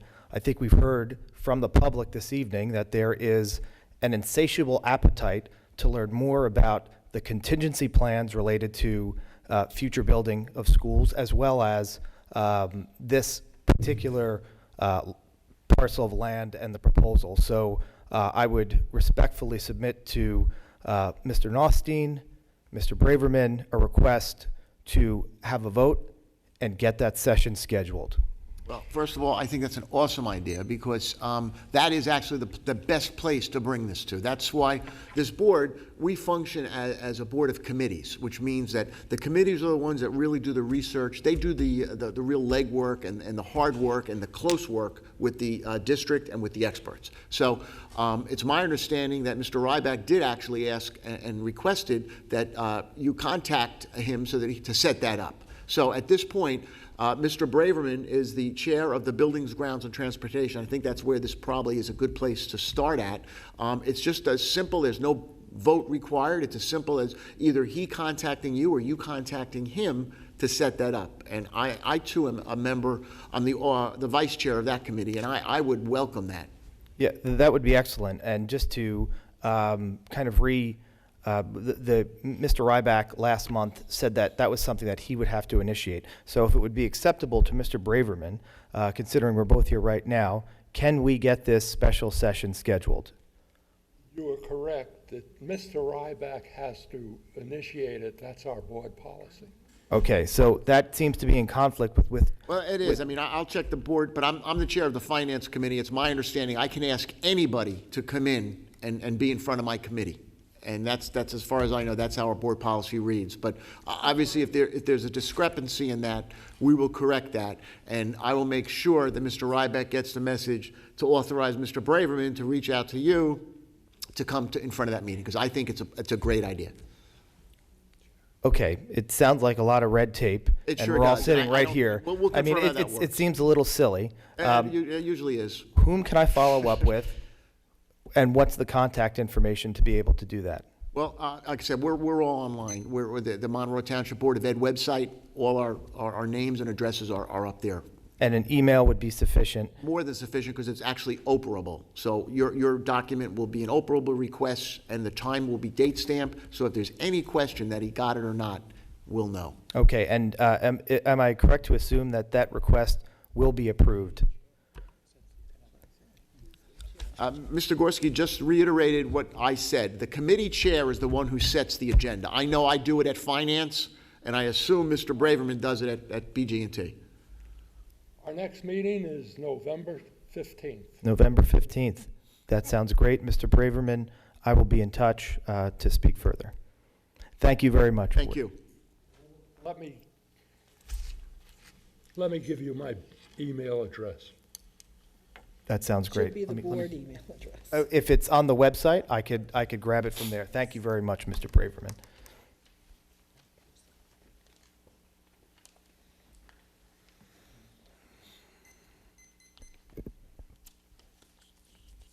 John Elson, 8 Belmont Court. Mr. Braverman, thank you for voting no and showing your conscience on that vote. I really appreciate it, and hopefully the public sees that effort.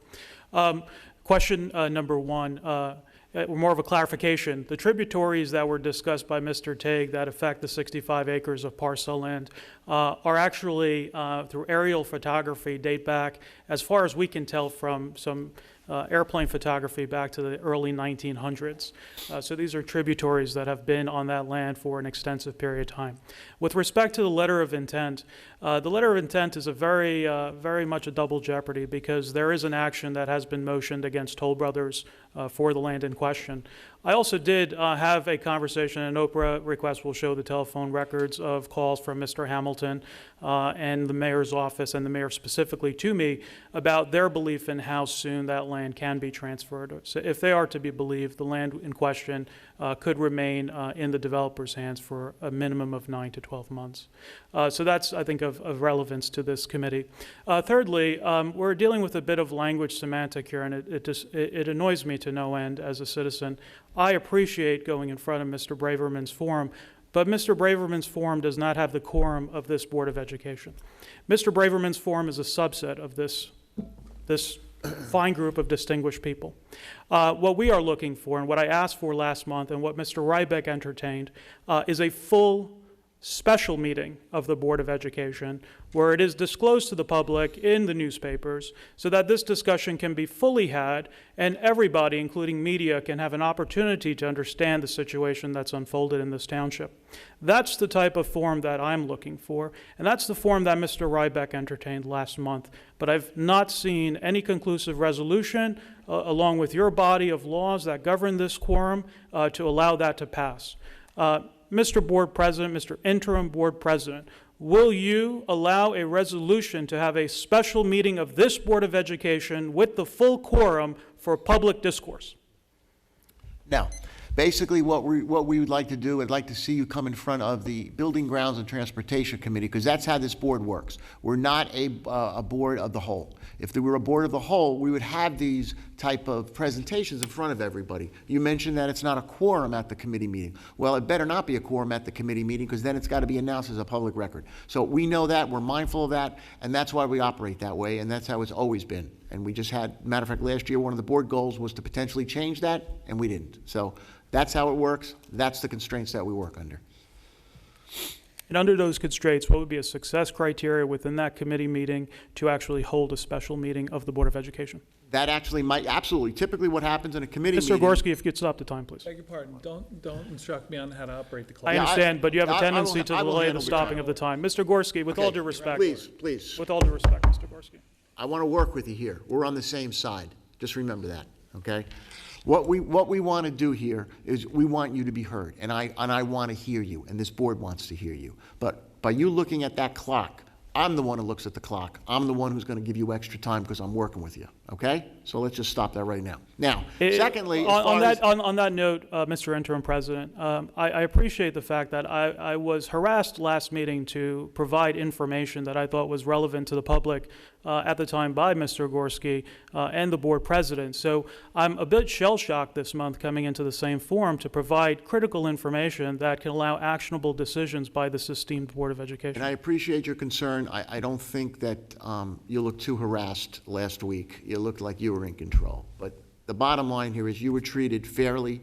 Mr. Ryback worked with you, gave you extra time, as I intend to do tonight. I appreciate that. Now, getting back, I even forgot the original question. The original question, about after the committee meeting. Yeah, that's actually where this needs to happen, at the committee level. And then what happens, the committee then will mull over what you have to say, will look at your information, and then at that point, they make a recommendation to the full board at a public announced meeting. That's the way it works, and that's the way we're going to follow the rules. That's helpful guidance, thank you. And lastly, with having the esteemed Mr. Tague here tonight, he brought up some publicly now known information about meetings that were had with Middlesex County Planning and other types of relevant events relating to this matter. There's an outstanding Oprah that was furnished to the Board of Education, and I believe also to the Monroe Township facility. Being that this information is now in draft form, email communications have been had, meeting attendees, and itinerary has been had, I'd like to reemphasize that we'll be re-requesting those Oprahs so that we can, in turn, collect that information in real time. Excellent, and I appreciate it. Oprah is your friend. Time's up. Thank you so much. Thank you. Any other members of the public? Seeing none. The next item of business is item 15. We have a closed session resolution that I will be reading. Be it resolved that the Board of Education of the Township of Monroe hereby moves to go into closed session in accordance with the Sunshine Law, Chapter 231 of the Public Laws of 1975, NJSA 10:40-4-6 through 10:4-21 to discuss the following subjects. 1, harassment, intimidation, and bullying. Item 2, personal matter, level 3 grievance. Following closed session, action may be taken. The discussion conducted in closed session can be disclosed to the public at such time as the need for confidentiality no longer exists. Do I have a motion? Second. All in favor? Aye. All opposed? Going to take a bathroom. So noted. He was opposed. Who was opposed? Braver.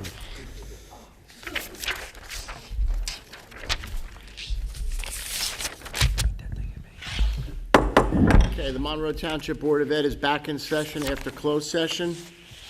We have a resolution to read. It is recommended to the Monroe Township Board of Education by administration to hereby deny the level 3 grievance regarding employee number 004313 dated October 17th, 2016. The superintendent of schools and the board's business administrator, board secretary are authorized to take all steps necessary to implement this action of the Board of Education. Needs a first and a second. Do I have a first? Second? Second. Okay, any questions or comments? Okay, Mr. Gorski, roll call vote, please. Mrs. Arminio. Yes. Mr. Braverman. Mrs. DeMayo. Mrs. Kolponowicz. Yes. Mr. Nostine. Yes.